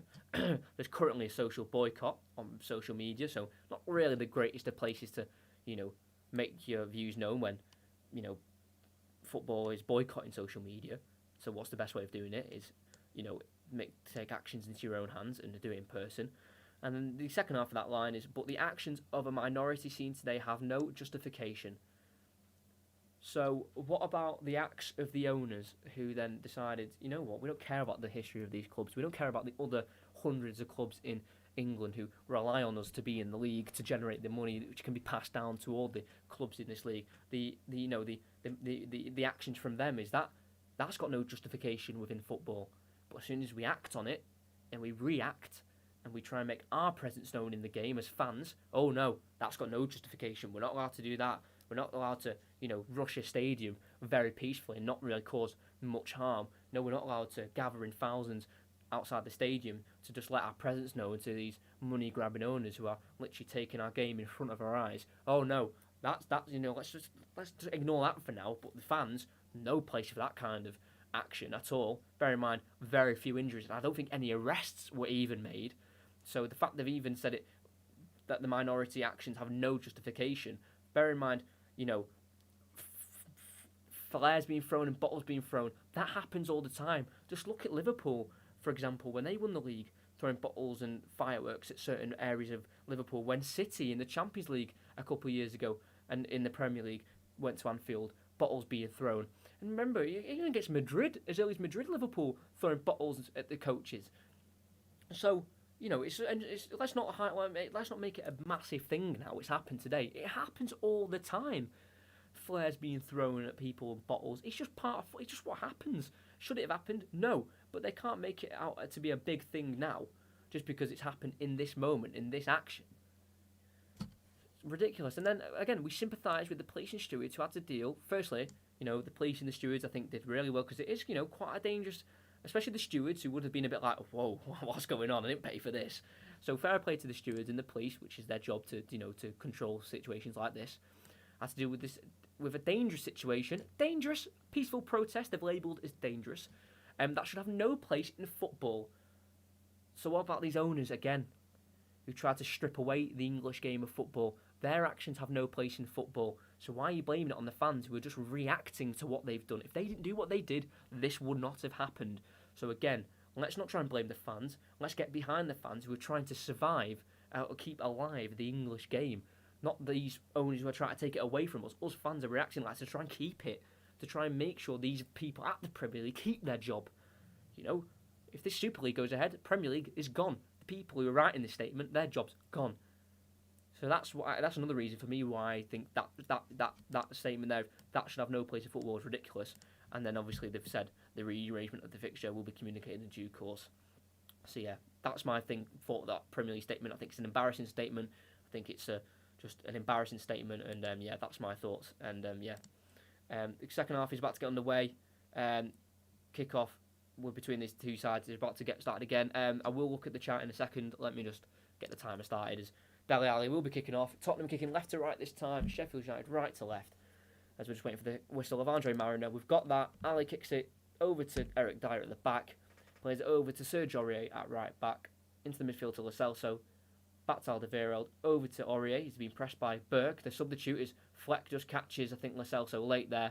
And a free kick to Tottenham. We have had two changes as well in this game, as Lo Celso is really seemed to be injured from that challenge.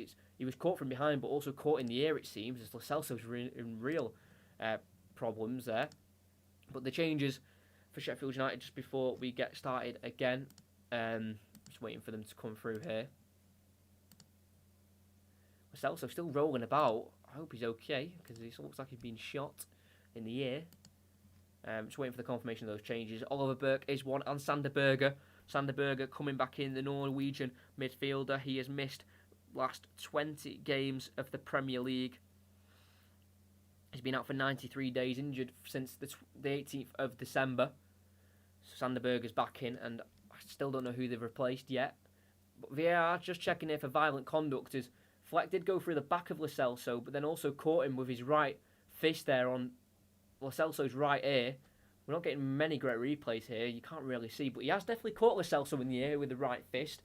Was there any violence intended? We'd have to get a better view of it. But like I said, I will just read those comments in a second. I didn't think I'd gone on for that long. So yeah, Sander Berge on alongside Oliver Burke, and I think they've replaced Ryan Brewster.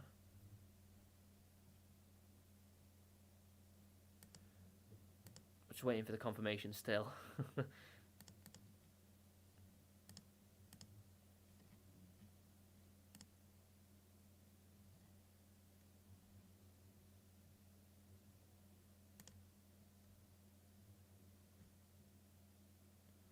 Yeah, so Jaden Bogle and Ryan Brewster off for Sander Berge, the midfielder, and striker Burke. So right wing back off and striker off for central midfielder and striker.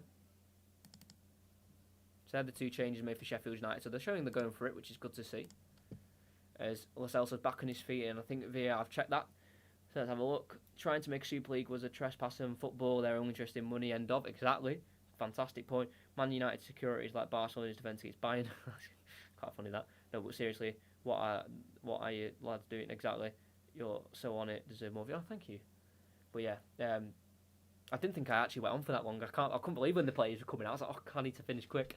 But we're back underway. No action on John Fleck. I know he did catch Lo Celso, but I don't think he meant it in a violent way, where it's violent conduct. And Lo Celso's back on his feet. He's okay after making quite a meal of that challenge from Fleck. And 3 minutes into the second half, still 1-0, and Sheffield United on the ball after making those two changes of Jaden Bogle and Brewster coming off for Oliver Burke and Sander Berge.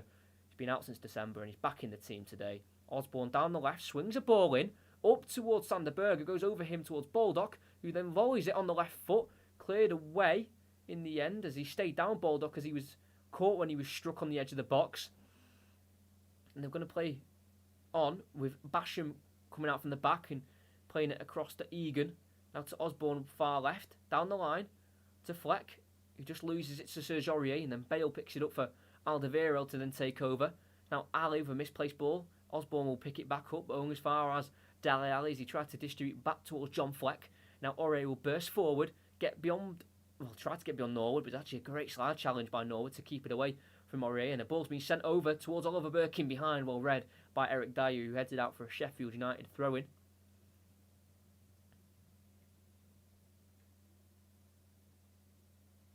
Got to go that's fine. So McGoldrick throws it quickly to Stevens on the byline.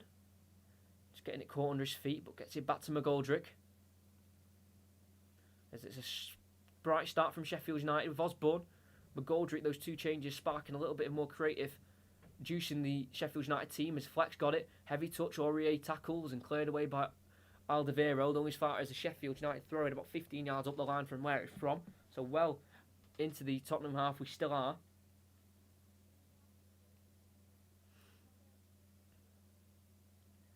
Osborne, heavy touch. Lo Celso can come in and take it away and be fouled by Osborne as he tried to win it back. 5 minutes into the second half, we've had a great start from Sheffield United, but yet to trouble Hugo Lloris. Dier over to Alderweireld on the edge of the 18-yard box. Looks for a long ball over the top, looking in behind for Heung-min Son, who gets there. He brings it down. He's in the box. Right foot. Strikes it at the near post. And he gets beyond Aaron Ramsdale. The flag stays down. The South Korean scores yet again for Tottenham. And the two same scorers who scored against Southampton have scored yet again in the same order. Bale first. Son second. It's Tottenham 2, Sheffield United 0. Easy as that. One ball over the top. And after such a bright start for Sheffield United, they've buckled under one long ball over the top of the defence for Son, who got beyond Chris Basham, took his time, brought it down, calm, composed, in the box, right-footed, slams it home. There's a question of offside. VAR will check it, but as it stands, it's Tottenham 2, Sheffield United 0. And even after such a bright start, it still means Sheffield United can't defend. They are checking for offside. It will be close, as Son is playing right on the sleeve of the defender. So it's currently 2-0, but it could be disallowed. If it is disallowed, it is a shoulder. He's playing on the edge, and it's looking like someone on the opposite side. It might be playing him on, but he looks offside to me. It's his shoulder is offside and it is disallowed yet again. Son, in that game against Southampton, it could be similar patterns here. Bale scored against Southampton first, then Son scored in the 75th minute, was disallowed for offside. Son wasn't the man offside, it was Lucas Moura that time. He was just in the way of the shot, in the way of the goalkeeper's eye line and offside. So that meant that one was disallowed. And Son's had another goal disallowed here. But in that game, late on, he scored a goal. So, Son won't be disheartened by that disallowed goal, despite it just being his shoulder. That was just offside, marginally, as he was trying to make an inwards run.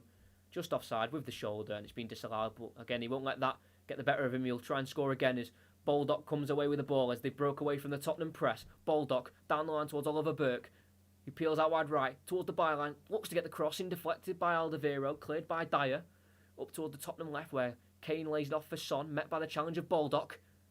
Good play here from Sheffield United. It's now John Egan as they get away with that Sheffield United as it's still 1-0 to Tottenham.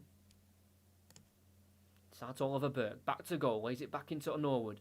It's now McGoldrick, clipped by Højbjerg, and a free kick for Sheffield United around 35 yards out, so not really a shooting chance, but a great opportunity to get this ball into the box to try and cause some danger here for Tottenham and try and get back on level terms. Sheffield United after just conceding the second goal, but was ruled out for offside on Heung-min Son. It was marginal, but I think just the right decision based off the laws of the game.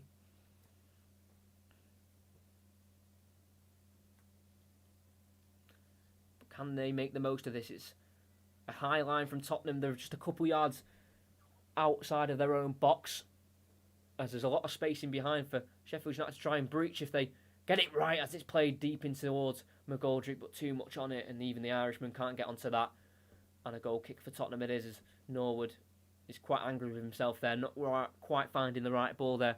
Oliver Norwood, the former Manchester United player, was at the club. Oliver Norwood, the midfielder, from 1997 to 2012, and he's now played for 9 different clubs in his career, racking up now 454 appearances, and that does include some appearances for Manchester United in their under-23s. So he's had a decent career. Oliver Norwood didn't quite make it at United, but in terms of English clubs, he's been all around the place. I think he's even made five. I think he's even played for 5 clubs at the Championship level, so trusted by many clubs. As Bale's got it now, as Norwood's got some defending to do against Bale. He's got away from Norwood and plays it across to Reguilon. Good dummy by Andre Mariner, the referee. Now Lo Celso into Son. Now Dele Alli can't quite take it in his stride, but Ben Osborne's pass has gone to Aurier. He's now with Bale, who's drifted into the centre of the pitch, who strikes it from long range, and it's a good strike, but an even better save by Ramsdale, who's able to catch that ball. Well, not catch it, but, stop it with his hands, bounced it in front of him, and then caught the ball, and Sheffield United now back in possession again. Decent strike from Bale. Not going to beat Aaron Ramsdale, though, there from about 30 yards out. As Ramsdale clears it up the field towards the left-hand side. Oliver Burke does flick it on towards Osborne. Will fall to Alderweireld, who will then play it across towards Hugo Lloris. Will be pressed by McGoldrick, but clears the ball forward towards the halfway line, where Egan wins the header on Kane. Straight towards Lo Celso, who can't get it towards Ali. It's now Oliver Burke to Osborne. Goes inside nicely away from Lo Celso and plays it across to Sander Berge on the right. He's got Baldock in support. The Norwegian finally back in the team after being missing from December through injury. He is targeted by many big clubs, Sander Berge, likes of Liverpool and Manchester City as well. As Norwood lays it into the box for Fleck, who then dummies it towards McGoldrick, goes all the way across. Aurier will get there first. We'll play it down the line towards Bale, as Sheffield United are coming even closer to making a big chance in this game, as Lo Celso's heavy touch gives it back to Sheffield United in their own half. With Osborne forward to Burke, gets away from Lo Celso, and Serge Aurier bursts past the Ivorian right back, plays it across, deflected by Alderweireld away towards Bale, as he will look to try and get this away, the Welshman. Down the line it goes, only as far as Norwood, completes a 1-2 Edna Stevens, keeps it in Norwood on the far left. Now Stevens back inside towards Fleck, cleared by Lo Celso, only as far as Sander Berge, who will then lay it back to Basham, who will bring it forward, who will then clip it out wide right to Baldock. This is good play from Sheffield United in the first 11 minutes of this half. Sander Berge over towards Norwood. Stevens inside to Burke, despite conceding about 5 minutes ago to Son after one lifted ball over the top, catching them out after this positive start. It was ruled out, and they've been really positive in a really good performance for Sheffield United in the second half. Ben Osborne looks to be found in behind from Ramsdale. Fleck heads it off Aurier last. And the throw in for Sheffield United is Aurier. He's got to deal with a lot of defending there down that right-hand side. Stevens. Back over to Egan. It's now Basham, who has played a challenging ball but brings it down and finds Ramsdale, who takes a touch and goes to Norwood, who then finds it over to Chris Basham again. Now over to Aaron Ramsdale. Sander Berger, Norwood, first time ball. Long and forward up towards George Baldock, who will give chase. It will be met by Eric Dier, who lays it back off to his keeper and then cleared first time. Over towards Gareth Bale, but only as far as Ben Osborne, who can't quite keep it in play.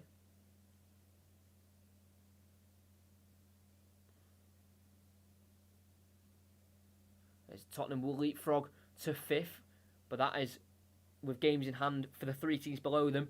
Everton, Liverpool and West Ham all have games on them. Liverpool and West Ham, if they win their games in hand, they'll go above Tottenham. So it's all close, but they are going into 5th as it stands. Sheffield United have it back now with Edna Stevens. He's gone into the centre-back role, I think, pushing Osborne forward. Now Ramsdale. Switched over to the left again towards McGoldrick. Doesn't win the header on Aurier, but that Aurier header falls as far as Stevens. Osborne.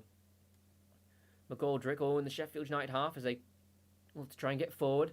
Like I said, a really positive first 30 minutes of this second half for Sheffield United as a sprayed ball out wide left towards Burke by Ramsdale. Just goes over his head, and in the end it goes for a throw-in for Tottenham as he is a little bit angry with himself there. Ramsdale feels like he should have been able to get that ball towards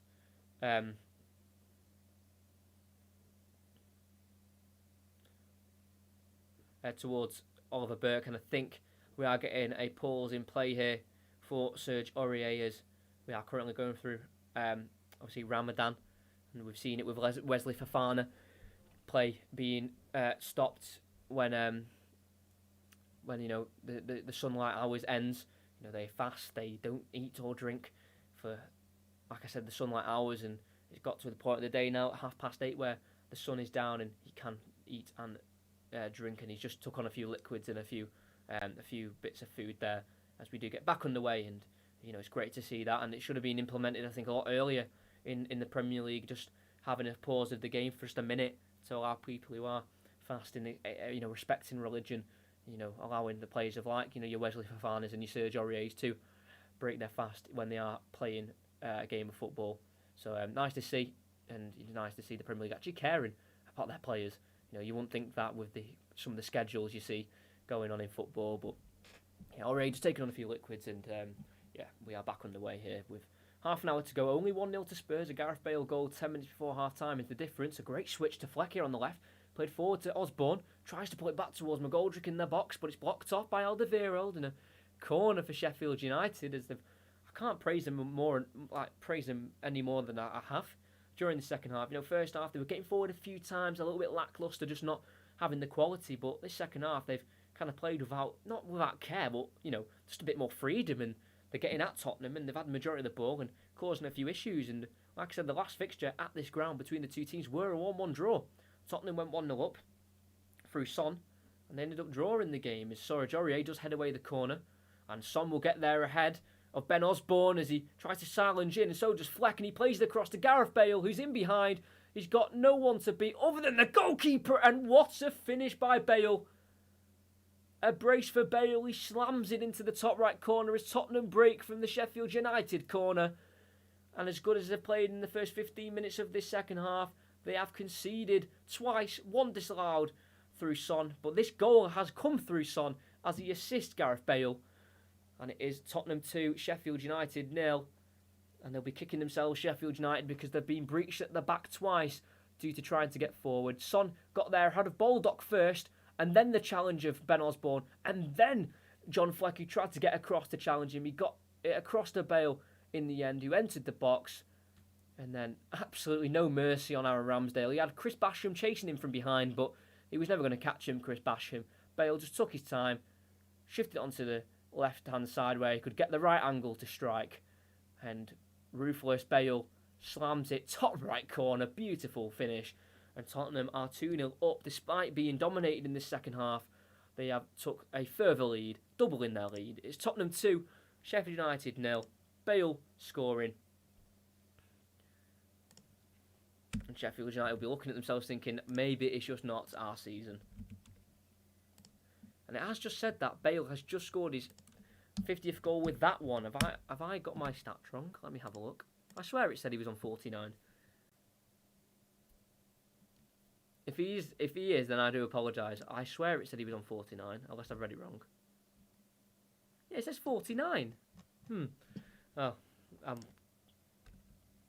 my stat page may have got it wrong then.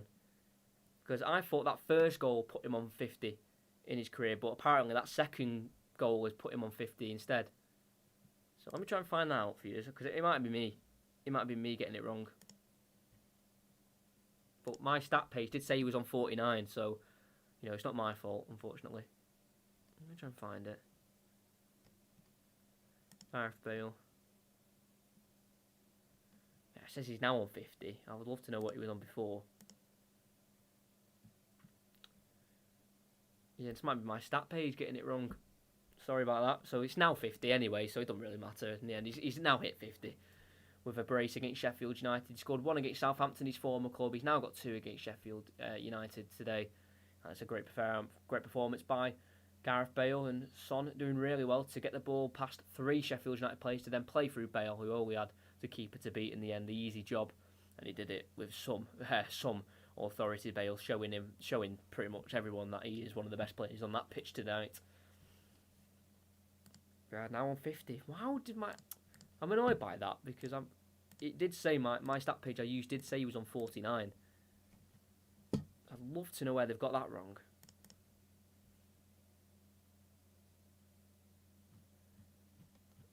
It's just slightly annoying, but you know, what can you do?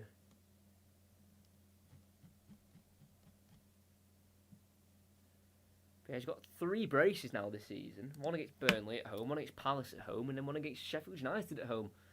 For Gareth Bale, as he's now on 50 for his Premier League career. As Ali looks forward towards Kane, too much on it, will fall back towards Aaron Ramsdale.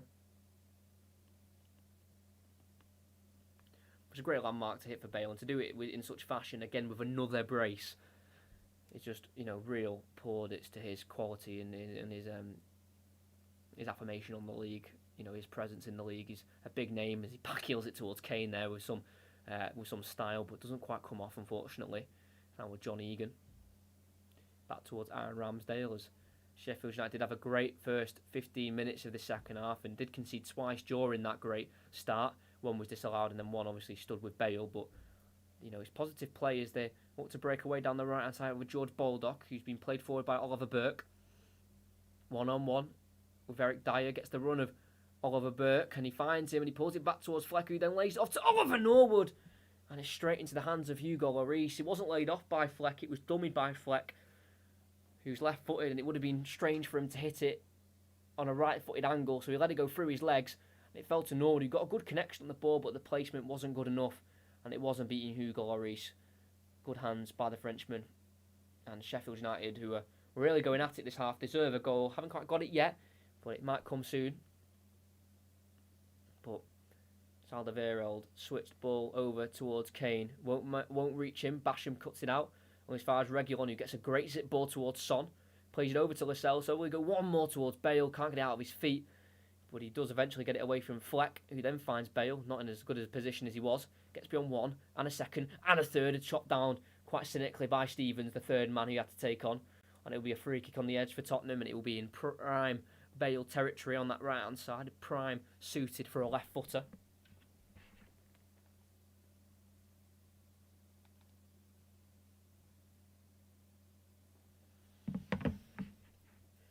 He got beyond Ben Osborne, I think, and Fleck there really well, Bale, but then the Stevens wasn't letting him through.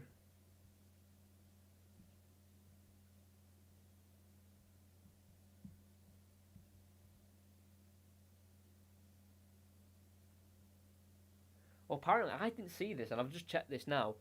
Apparently, John Fleck, it wasn't a hit on John Fleck. I mean, hold on. Let me let this free kick happen and I'll explain to you what I've just seen. Here's Gareth Bale on the edge. Oh, it dips and swerves, but it's a easy catch in the end for Ramsdale as he look to set away Sheffield United team quickly. He sends it forward up towards Oliver Burke, nowhere near him in the end. Sergio Aurier brings it down. Yeah, that Fleck incident on Lo Celso in the first half, where Lo Celso went down holding his ear, and I thought he was being quite ridiculous because it looked like Fleck did catch him with his right fist, but then it's just shown there on pictures which weren't shown to me. John Fleck actually stood on the side of Lo Celso's head in the end, which I don't know if VAR saw that, and I don't know how they didn't see it because I wasn't showing it. But yeah, quite dangerous there. Fleck's a lucky boy to be on the pitch still. Right foot, I think it was, planted right on the side of Lo Celso's head. It could have been really dangerous, that. But thankfully, Lo Celso's okay. And the fact I've only just seen that is absolutely shocking. That should have been shown by Sky Sports. But, oh well. As McGoldrick looks to try and break forward for Sheffield United. Dier gets on the long Sheffield United ball and clears it inside towards Dele Alli, who will take over and shift it over to Reguilon on the left. It's now Højbjerg. Eric Dier over to Toby Alderweireld for Tottenham Hotspur.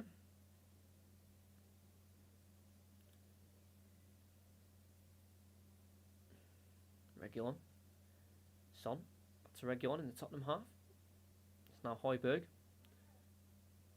It's Eric Dier.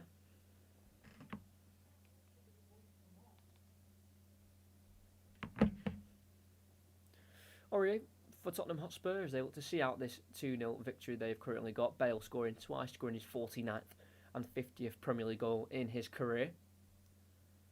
Alderweireld switching it back over to Aurier, who brings it down nicely. First time touching to Dele Alli, who's had a half-decent game, returning to the squad and tries to release Aurier, who's made a run forward, finds him, gets inside. Great run from Aurier, lays it off to Bale on the edge, then strikes it. Hat-trick for Bale. He's got 2 braces already this season against Crystal Palace at home and Burnley, and he's bettered that with a hat-trick at home against Sheffield United. They might be relegated at the bottom of the league, but you've got to have some quality to score hat-tricks at the top level, and Bale's done just that. It's not been the most convincing of Tottenham performances in the second half. Sheffield United have really committed forward and tried to score a goal. Tottenham have defended well, not allowed themselves to concede a goal, and instead have gone forward and scored 2 allowed goals themselves. They've had 3 in this half, 1 disallowed, 2 allowed, and those 2 have come from Bale, and the 3 overall have all come from the Welshman. A great strike, drilled it, bottom right corner, Ramsdale no chance. And it's a hat-trick for Gareth Bale. He's now scored his 49th, his 50th and 51st Premier League goal of his career, and he's now got 9 for the season in the Premier League, and that is now for Gareth Bale quite the run. He's got 1 against Southampton in his last game at home, and now 3 against Sheffield United, and that is the points wrapped up for Tottenham. Tottenham 3, Sheffield United 0. This is his 8th career hat-trick, and what a day's work for Gareth Bale. Tottenham 3, Sheffield United 0. As Lo Celso, as you can see the mark on the side of his face where the studs went. That's ridiculous. Lo Celso comes off for Harry Winks, but you can literally see the stud marks on the side of Lo Celso's face. How have we not seen that? Like, I wasn't showing a replay where he stood on his face, so I couldn't see it. So I'll hold my hands up. I didn't see it. I wasn't shown, but how VAR haven't seen that? It's absolutely ridiculous. Unbelievable. Anyway, 70th minute, we're in 2 now. 3-0, Bale hat-trick, 8th career hat-trick. Loves to score at home in this season's Premier League. And yeah, they've got the 3 points. Like I said, Sheffield United, first 15 minutes of this half, they were absolutely fantastic. You know, really just showing that they've got nothing to play for, and just going, you know, we're going to take this game to Tottenham.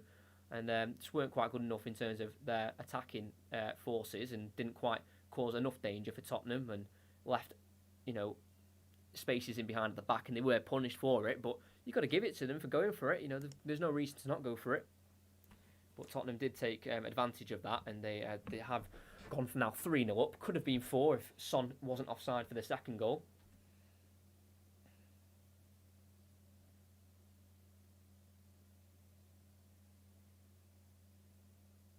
Hold on, let me just send this message quick.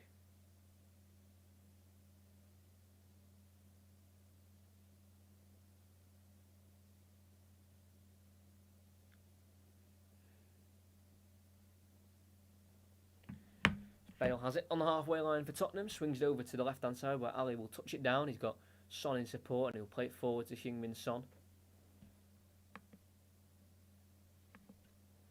It's now to Reguilon. Now back to Dele Alli. He's look to get a fourth. Nice ball forward to Højbjerg, who's made a run forward on the left-hand side. Down the byline, plays it inside to Son. Cuts back nicely, lays it off to Ali on the edge. Over towards Harry Kane, who's at the far post but too far forward for the front man. And out for a goal kick it goes as Ali was looking for an assist. A bit like Sergio Aurier. You got the assist for that Bale third goal, who went on a great run, Aurier. A bit like Son, who went on a great run to assist Bale as well. So all assists today have been fantastic. Aurier got 2 assists. He assisted Bale for the first one with a scoot ball over the top. That was beautiful. And then Son got a beautiful assist as well, getting beyond 3 Sheffield United players before breaking Bale away. And then Aurier getting a second assist of the day when going on a run as well himself, and then feeding it through to Bale. Because I think I remember rightly, Aurier's other assist this season did come in that 6-1 win at Manchester United.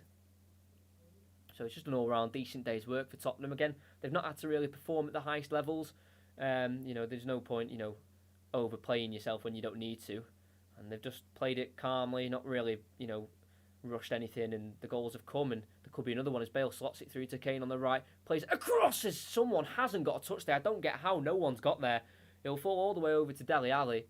He's then one-on-one with George Baldock here towards the left-hand side corner flag. But how Son or someone hasn't got on the end of that is beyond me, as Dele Alli just kicks it off the knee of George Baldock, and a corner kick we've got here with Tottenham. But great ball through by Kane.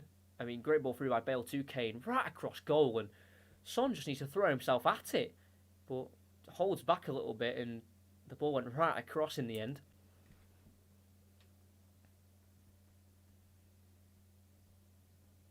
They've got an in-swinging corner. It will be Heung-min Son to take. Bale's in there. Alderweireld, Dier, Dele Alli, Kane. Swung in near post. Flicked on by Alderweireld. Deflects off Edna Stevens. And the corner kick it will be again from the same position. Good little flick on there from Alderweireld. Nearly went through, but an outstretched right foot of Edna Stevens deflected the ball away, avoiding another goal for Tottenham, a 4th goal, as goals have been hard to come by in their last 8 games. So we've scored 10 in the last 8. They've got 3 here in this game, as it's been swung in, headed away by Basham again for another corner, signalled by Andre Mariner. But you've got to ask the question, right? With that, I know I keep coming back to it, that Lo Celso thing, where it's always because I've gone on social media, I've seen it. I stood on the face by John Fleck. How has Peter Banks, VAR, and assistant VAR James Mainwaring have not seen that? Absolutely ridiculous. What's the point of VAR if they're not going to pick up on errors like that? The referee can't see everything, so it's VAR who has to come in and help out as Dier flicks it on again at the near post, but this time to Aaron Ramsdale. As he tries to break away quickly, distributes out wide left to Oliver Burke, keeps it in and plays it inside to Edna Stevens, back out wide towards Osborne, can't quite keep it in with a heavy touch, and a throw in it is for Tottenham, as they're going to make another change here, with Stephen Bergwijn coming on for Tottenham. It's only his 19th appearance in the league. He will replace the hat-trick hero, Gareth Bale, showing why he is one of the best Spurs players of all time. He won their Player of the Year in the 2012-2013 season before moving on to Real Madrid. He's won 4 Champions League. He's been Wales Player of the Year 6 times. He's a real legend of the game for Tottenham, and he's just showing why he's just the player he is. Fantastic performance, 10 out of 10. Hat-trick for Bale. Yes, it's against bottom club Sheffield United, but you've got to play what you put forward against you. And he's been replaced by Stephen Bergwijn, who hasn't even scored yet this season. So the Dutchman will see this game as an opportunity to try and get his first goal of the season. He's on the ball here now on the edge of the box, plays it forward to Aurier, then who goes across, deflects in the air as Reguilon at the far post, tries to get on the end of it, goes behind him and over to Ali, then puts another ball back in the box, headed away by Basham, flicked on by Osborne to the edge of the box where Højbjerg keeps it away from Oliver Burke, and it's now with Aurier. Kane out wide right, he's going to cross it in, that's a poor ball, right to Ramsdale, as he tried to look for Reguilon in the box, and it's now with Aaron Ramsdale as Tottenham look to try and add to their goal scoring tally, as they are currently 5th in the league, with teams below them have games in hand, so they might drop back towards 7th place, which they currently are now. as they've won it back here with Bergwijn. Poor possession play from Sheffield United. Slips it through to Son on the left-hand side, on the edge. Shoots it towards the far post. And what a goal from Heung-min Son. He had a goal disallowed earlier on in the half to make it 2-0, but he's now scored in the 76th minute to make it 4-0. That one won't be disallowed, and it's an absolute beauty from Heung-min Son. And like I said, when his goal got disallowed, that goal disallowed will not, demotivate him in this game. It'll probably just fire him up even more, and it's done just that. He's not let that disallowed goal get to him. He's gone, you know what, it's happened, I'm going to go and score another goal then. And like he just has, it's an absolute beauty. Picks it up on the edge of the box, just chops away from Baldock, and just curls it towards that far post. Aaron Ramsdale with not a hope in the world of saving it. And a bit like Bale showing off his quality, Son's done the same, showing off his unbelievable quality in front of goal. And it's 4-0, and he's got his goal. Again, a bit like Bale, he scored in the Southampton game.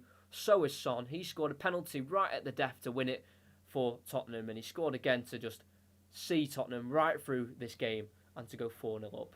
Fantastic performance by Son and Bale and everyone for Tottenham as they go 4-0 up. And Dele Alli will be replaced as Eric Lamela comes onto the pitch for Tottenham Hotspur. So good performance from Ali. Decent 78 minutes played. Nothing too special, just a decent performance from Dele Alli. What you expect from a player of his quality. And like I said, Sheffield United had that first 15 minutes where they went at Tottenham, but from then, from the 60th minute onwards, they've just not really been at it the same way and just struggled to really create any big chances. And like I said, I've said this during the whole game, but it's just showing the lack of quality Sheffield United do have. And it's not their fault, COVID struck hard. They weren't able to really bring in too many quality players. They've had a lot of injuries. They've had a lot of problems off the pitch. And Tottenham are just taking advantage of that, and they're going to try and score as many as they can. It's 4-0 currently, adding to their 56 Premier League goals they've already scored this season, so they're now on 60. And Son now joint best goal scoring season at Tottenham with now 21 for the season, 16 in the Premier League. He's now got 3 in his last 4 games in the league, and just a really strong Tottenham performance in the end. Like I said, they've not had to be at the top of their game, but even when they're not at the top of their game against a team like Sheffield United, they can still score 4 goals and win the game quite comfortably. It says quite a lot about the golfing class between these two teams. As Serge Aurier goes over towards Harry Winks, the substitute, back to Serge Aurier. I would like to see Steven Bergwijn get a goal, the winger. He's not scored yet this season in any competition as he burst away for a ball from Harry Winks. Can he get beyond John Egan? No, he can't. Dispossessed in the Sheffield United box as they look to clear. But yeah, he got a bit of a run during the December time under Mourinho Bergwijn, where he's starting every game, but then he's just been out of favour a little bit. And I'd like to see him score, because he's not even scored in the likes of a Europa League qualifying game, Steven Bergwijn, or anything like that. So I would like to see him get a goal. I think he's a good player. Got to remember his debut against Manchester City when he scored that unbelievable goal to win the game for Tottenham, as Oliver Burke's now got it, as Son was dispossessed on the ball, as he was not able to keep it in possession of Tottenham, as it's now Ben Osborne's strike. Goes out for a corner kick, deflected off Harry Winks as he got the return ball from Oliver Burke as they worked it nicely down that right-hand side, and Ben Osborne, who scored recently in an away fixture against Leeds United, was looking to get another one, and he was close as Sander Berge did win the ball back off Heung-min Son fairly, got it to Osborne, down the line to Burke, looked to try and return it back to Osborne, which he did do so, and he struck it right off Harry Winks, and a corner kick it is for Sheffield United as they look to try and get a consolation goal. It would be nice. I think they've had patches in play where they've probably deserved to score, but like I said, not at the quality, so it would be nice to see him score here. As Fleck goes short to Burke, leads it back off to Fleck. First time ball in, deflected away by Aurier as he will bring it away now, but dispossessed by Fleck, but wins it back with his strength and holds it up against Ben Osborne. Not got many options, so we'll go all the way across towards Eric Dier, who chests it down nicely, and then play it back towards Alderweireld. Højbjerg, then over to Alderweireld, then forward to Reguilon, who's now found himself at right back instead of left back. Inside to Lamela, who is playing a central role. We'll try and find Heung-min Son on the outside of his boot. Poor ball, picked up by Baldock. And now switched over towards the right-hand side where Oliver Burke has green grass to run into as he gets into the box on the right, pulls it across towards McGoldrick, and he won't get there. Will trickle across goal, out for a goal kick. good chance for Sheffield United to score, but story of the season, they've just not been good enough. Good ball by Baldock to find Burke out wide right. He had a lot of space to run into on Eric Dier. Run out the centre back, got a bit of space to get a cross in, and if McGoldrick was just a bit more, lethal, and a bit more of a deadly instinct, then he may have got on the end of that. Is it a corner? Oh, I think it's a corner. All right, so that Oliver Burke cross must have got a deflection off Eric Dier. Ball into the back post towards McGoldrick, who tries to chest it down, falls to Bergwijn, who then looks to try and clear it, but comes off Basham last. And it's now with Sander Berge over to Basham on the right. Crosses it in towards Edna Stevens, over his head, over to the back post of Norwood, who's unmarked. Crosses it back in. McGoldrick can't win the header, flicked over by Højbjerg. Another corner. To be honest, that Oliver Burke cross looked to have just gone right the way through for a goal kick, but he must have took a nick off Eric Dier, or Alderweireld may have just got a touch onto it. So they got a corner, obviously, and then they've got another one. 8 minutes to go, still trailing by 4-0 with a dominant Spurs performance so far.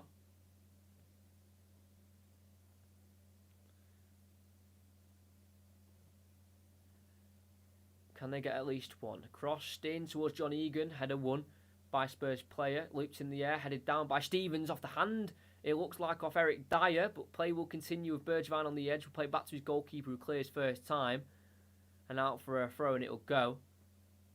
Don't think there's many asks of a penalty by Sheffield United players, as we're going to get a Sheffield United change. Top goal scorer in the Premier League and in all competitions, McGoldrick with 7. He's got 2 of them away from home this season. He's gonna come off David McGoldrick, the main man. And Lys Mousset, the French striker, bought from Bournemouth last year, had a lot of injury issues this season. He will come on against Spurs, and he's scored once against Spurs, Lys Mousset, last season in the 3-1 win at Bramall Lane last season for Sheffield United, when things were a lot more brighter for Sheffield United. So he comes on. He's spent 10 games out injured in the Premier League this season, stop-start season, but he will get a few minutes today as Edna Stevens tries to get the return of Oliver Burke, but instead catches Dier late. No, he doesn't. Falls to Osborne. He then crosses it in, headed down by Sander Berge towards Lys Mousset, cleared away only as far as Norwood. I thought Dier was caught late there, but accordingly not to the referee, as Sander Berge burst down the right. This is what they've missed. Bit of quality, gets across in, deflects off Reguilon, and a corner kick it'll be. That shows the quality Sander Berge has, and I think that's what they've missed in midfield. That usual midfield of Norwood, Fleck and Lundstrom haven't scored a goal this season, and Sander Berge just brings that extra bit of quality, I think. Sander Berge, who did also score in that 3-1 win at Bramall Lane last season, and his other goal also for Sheffield United in the Premier League has come against Liverpool this season when he was fit to play. Crossed in, headed away by Alderweireld, only as far as Sander Berge on the opposite side, tries to head it down, right to his path, but I think he handled it in the process, and a free kick. But yeah, if they go down, I think Sander Berge has way too much quality to be in the Premier League. I think he'll be snapped up by certain teams, probably higher up in the league, probably your likes of your Leicesters, your Manchester Cities, your Liverpools, your Man United, because he'll be a good squad player to have. He's a quality player, and he's showing this.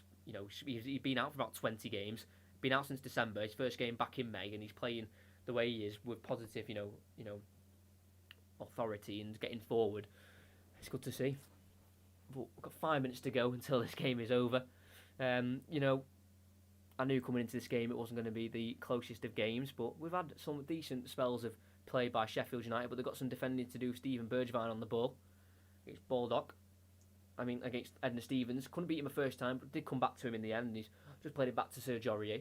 Harry Winks, he's also been starved of playing time. Gets the ball off Højbjerg again, who's caught late, but play continues because Tottenham is still in possession of the ball inside the Sheffield United half. Over it goes to Eric Dier, forward to Eric Lamela, who's got the 1 goal this season against Arsenal, alongside his red card he got in the same game.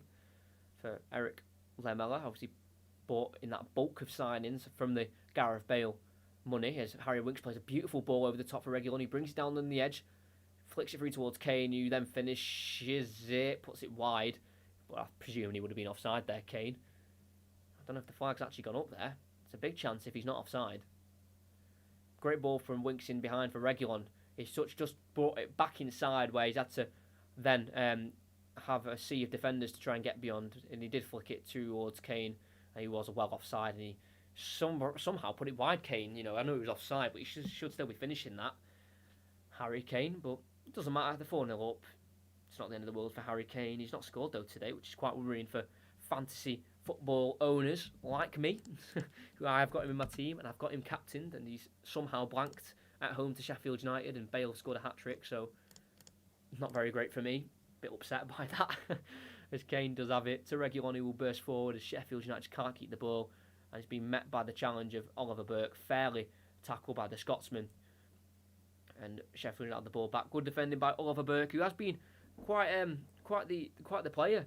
Oliver Burke in recent times, he's been away in Spain. He's had a few loan spells at Celtic. He was bought in 2016 by RB Leipzig, Oliver Burke, for 50 million. Really didn't work over there in Germany. He's now back in England, and with Sheffield United, he's looked like he's going to be a championship player, but it looked to be such a good career for him in 2016. That's when he was about 19 years old. A £15 million move to a big German side, but just didn't work out for him in the end, unfortunately. As Osborne's got it for Sheffield United, caught late by Lamela, but play will continue as Flex got it, and he's been caught late by Højbjerg, and that'll be a free kick for Sheffield United, as there'll be a booking for Pierre-Emile Højbjerg. No surprise for Højbjerg getting a yellow card. This is 8 for the season. He's got the most of a Tottenham player. No one's got more yellow cards in a Tottenham shirt than him this season in the Premier League, now with 8. So worked it quickly to Sander Berge. 6'4" machine. Out wide right. It gets to George Baldock. Touches it to Oliver Burke, who's drifted wide right. Back inside to George Baldock. It's now Norwood. Berge. Into Baldock again. 1-on-1 Reguilon. Goes down the byline. Tries to pull it back. Crossed.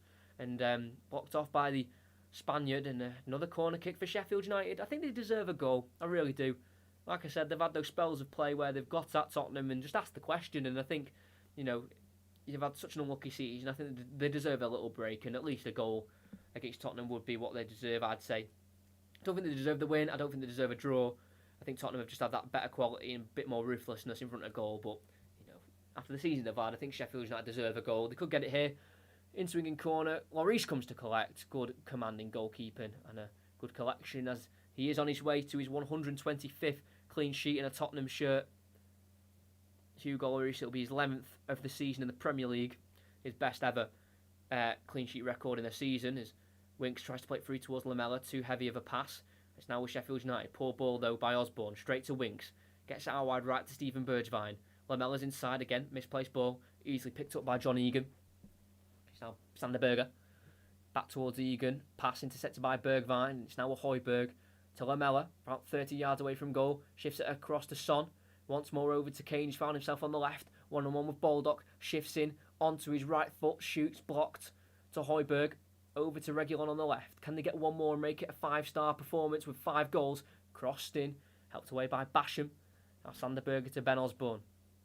So we're going to hit the 50th minute. We're going to hit the 90th minute in 40 seconds time, as this game has just petered out in the end for Sheffield United, as they walk over the top with John Fleck finding Lys Mousset, who will hold it up against Alderweireld as he tries to keep it in after a heavy touch, but he's gone out of play. Couldn't keep it in down that byline, and a goal kick it'll be for Tottenham. Well defended there by Alderweireld. Let Lys Mousset get on the ball and try and take him on, and that's something he couldn't do.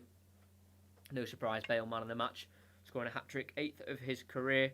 Great performance from Gareth Bale in his 30th game of the season. Something he's not been able to do too often in recent times due to his injuries. He's now scored 14 in all competitions, so he's nearly averaging a goal every 2 games, which isn't a bad record, as Winks gives it away. And it's now been found with Lys Mousset now from Norwood, but Winks recovers well, wins the ball back off the Frenchman.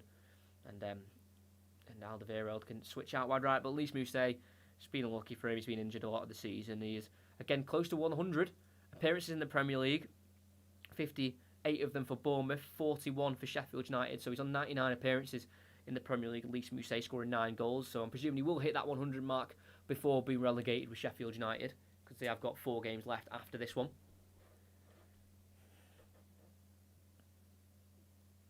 Eric Dier at the back for Tottenham on the ball. And in the 94th meeting between the two teams, it will be Tottenham's 38th victory in the fixture, as Stephen Bergwijn's been released by Alderweireld on the right. Crosses it in. Good ball towards Kane. Ramsdale got a hand to it. Came off the head of Kane afterwards and out for a goal kick, as Looks like Kane is not going to score against Sheffield United, and I'm absolutely gutted. Captain for the fancy team, and he's somehow blanked against Sheffield United. Yeah, got a fingertip to it there, Ramsdale, as the ball came in. It deflected it towards the head of Kane. Not really knowing too much about it, just bounced off his head there, Harry Kane, and out for a goal kick it went. I've got Son in my team at least. I did have Fernandes and Rashford, and that game's not going ahead, so that's a bit awkward. As Ramsdale sends it forward into the Tottenham half, where Oliver Burke can't quite flick it on. Header won by Dier towards Son, but Fleck's the one to head it back to Egan as Sheffield United are back in possession. 3 minutes are added on. We've played 1 minute and 40 seconds of it. Hesney Stevens finding John Fleck. Just about works it to Oliver Burke on the far left, who's going to run at Alderweireld. Goes inside, lays it into Lys Mousset, just a little bit behind him, and in the end it will just fall towards Lloris. Dier takes it away from him, as he thought Mousset was going to get there ahead of him, and just about clears it, Eric Dier, and he finds Aurier, and the break's on now with Lamela. A minute to go. Lucky there, Dier, that he made the right decision, taking it away from the hands of Lloris and clearing it, because it's now with Son. Aurier, slowing down the attack a little bit, but going forward to Bergwijn. Met by the pressure of Fleck, but moves away by the former Rangers player, John Fleck. Now winks back to Bergwijn. Attack's just relaxed a little bit there. I thought they were going to try and go for a fifth. They could still do so with Winks playing it forward to Son. Now back to Winks, then to Son, then to Winks again, then to Son. now to Aurier. Winks, yeah, just playing it around now. Tottenham just playing it towards the forward men of Højbjerg, finding Kane, laying it off to Reguilon, as he looks for the near post. The Spaniard looking for his first goal in a Tottenham shirt, and he's going to have to wait another game. It's his 32nd game in the Tottenham colours for Reguilon. Great play from Højbjerg coming inside from the left, finding Kane. First time ball forward to Reguilon. Obviously his main attribute is not finishing, and you can tell there. Probably should have done a little bit better there, the left back. Look for the near post, curling it inside the post, but he went wide in the end. And it will not be 5 for Tottenham. It will be the 4 goals today, as we are going to wait for Ramsdale to kick it from the goal kick, and I'm sure that is when the play will be ended by Andre Mariner. And there it is, whistle blown by Andre Mariner. We have finished here. Tottenham 4, Sheffield United 0. And after a bit of a cagey first half, 35 minutes in, Bale opened the floodgates with a goal after a fantastic over-the-top ball by Aurier. Lifted it over Ramsdale from 6 yards out. And that was 1-0 after a first half, which was dominated by Spurs, and eventually the game was taken the lead by Spurs. And then second half, first 15 minutes, Sheffield United really went for it. If they had a bit more quality, they may have scored, but the team who scored within that time were Tottenham. Son scored as they got in behind and put a fantastic finish at the near post, but it was disallowed. And then not long after, Bale scored his second goal of the game, and that was in the 61st minute, so just a little bit after the domination of Sheffield United was just coming to an end. It was a great left-footed finish into the top right corner, and then 8 minutes later, 69th minute, drilled left-footed strike into the bottom right corner, ended a wait for another hat-trick for Bale. He's got his 8th now in his career, hat-trick wise. And then after Son getting a disallowed goal earlier on in the half, 77th minute, he put a fantastic curled ball right into the far corner on the edge of the box, seeing off a fantastic performance for Tottenham. Dominant, everything you want from a performance when you're playing a team like Sheffield United. You don't want a banana skin, you don't want to mess up against these teams. 67% possession, 20 shots, 11 on target, dominating Sheffield United. He did have little patches of the game where they can look at them and take positives, but on the whole this season's just been a big disappointment, and again today it's been just disappointing for Sheffield United as they've lost another game. It's their 25th loss of the season, unfortunately now. Sorry, 27th loss, sorry, not 25th. 27th loss. I didn't update my stats, I do apologise for that. It's their 27th loss of the season now, and it's all doom and gloom for Sheffield United. So they're now on 5 wins, 2 draws, 17 losses, relegated from the Premier League. We knew that a couple of weeks ago, and they've given it a go against Tottenham, but just were not good enough, and Tottenham were just too good for them. For Footballers First for you, great comment, thank you. Yeah, thanks to everyone who's come out for the stream. I know obviously it was massively overshadowed by the United-Liverpool game. For everyone who came out though and watched, thank you very much. But that's going to be the end of the commentary because I'm obviously starving. But yeah, thanks to everyone who came. I hope you enjoyed it. At least we got goals, that's the main thing. And make sure you're here for Wednesday's next commentary. Chelsea at Stamford Bridge take on Real Madrid, Champions League semi-final first leg. And then make sure you're here back for another Premier League commentary this same time, Sunday, on the 9th of May, it is Arsenal at home to West Brom at 7 o'clock kickoff, so make sure you're here. And yeah, other than that, Tottenham will walk away with 3 points against Sheffield United. It's a Bale hat-trick, it's a Bale masterclass, showing why he's still near the top of his game, and hopefully for Wales he can perform like that in the Euros. But for Tottenham, he's performing at his best, and Tottenham walk away with the 3 points against Sheffield United.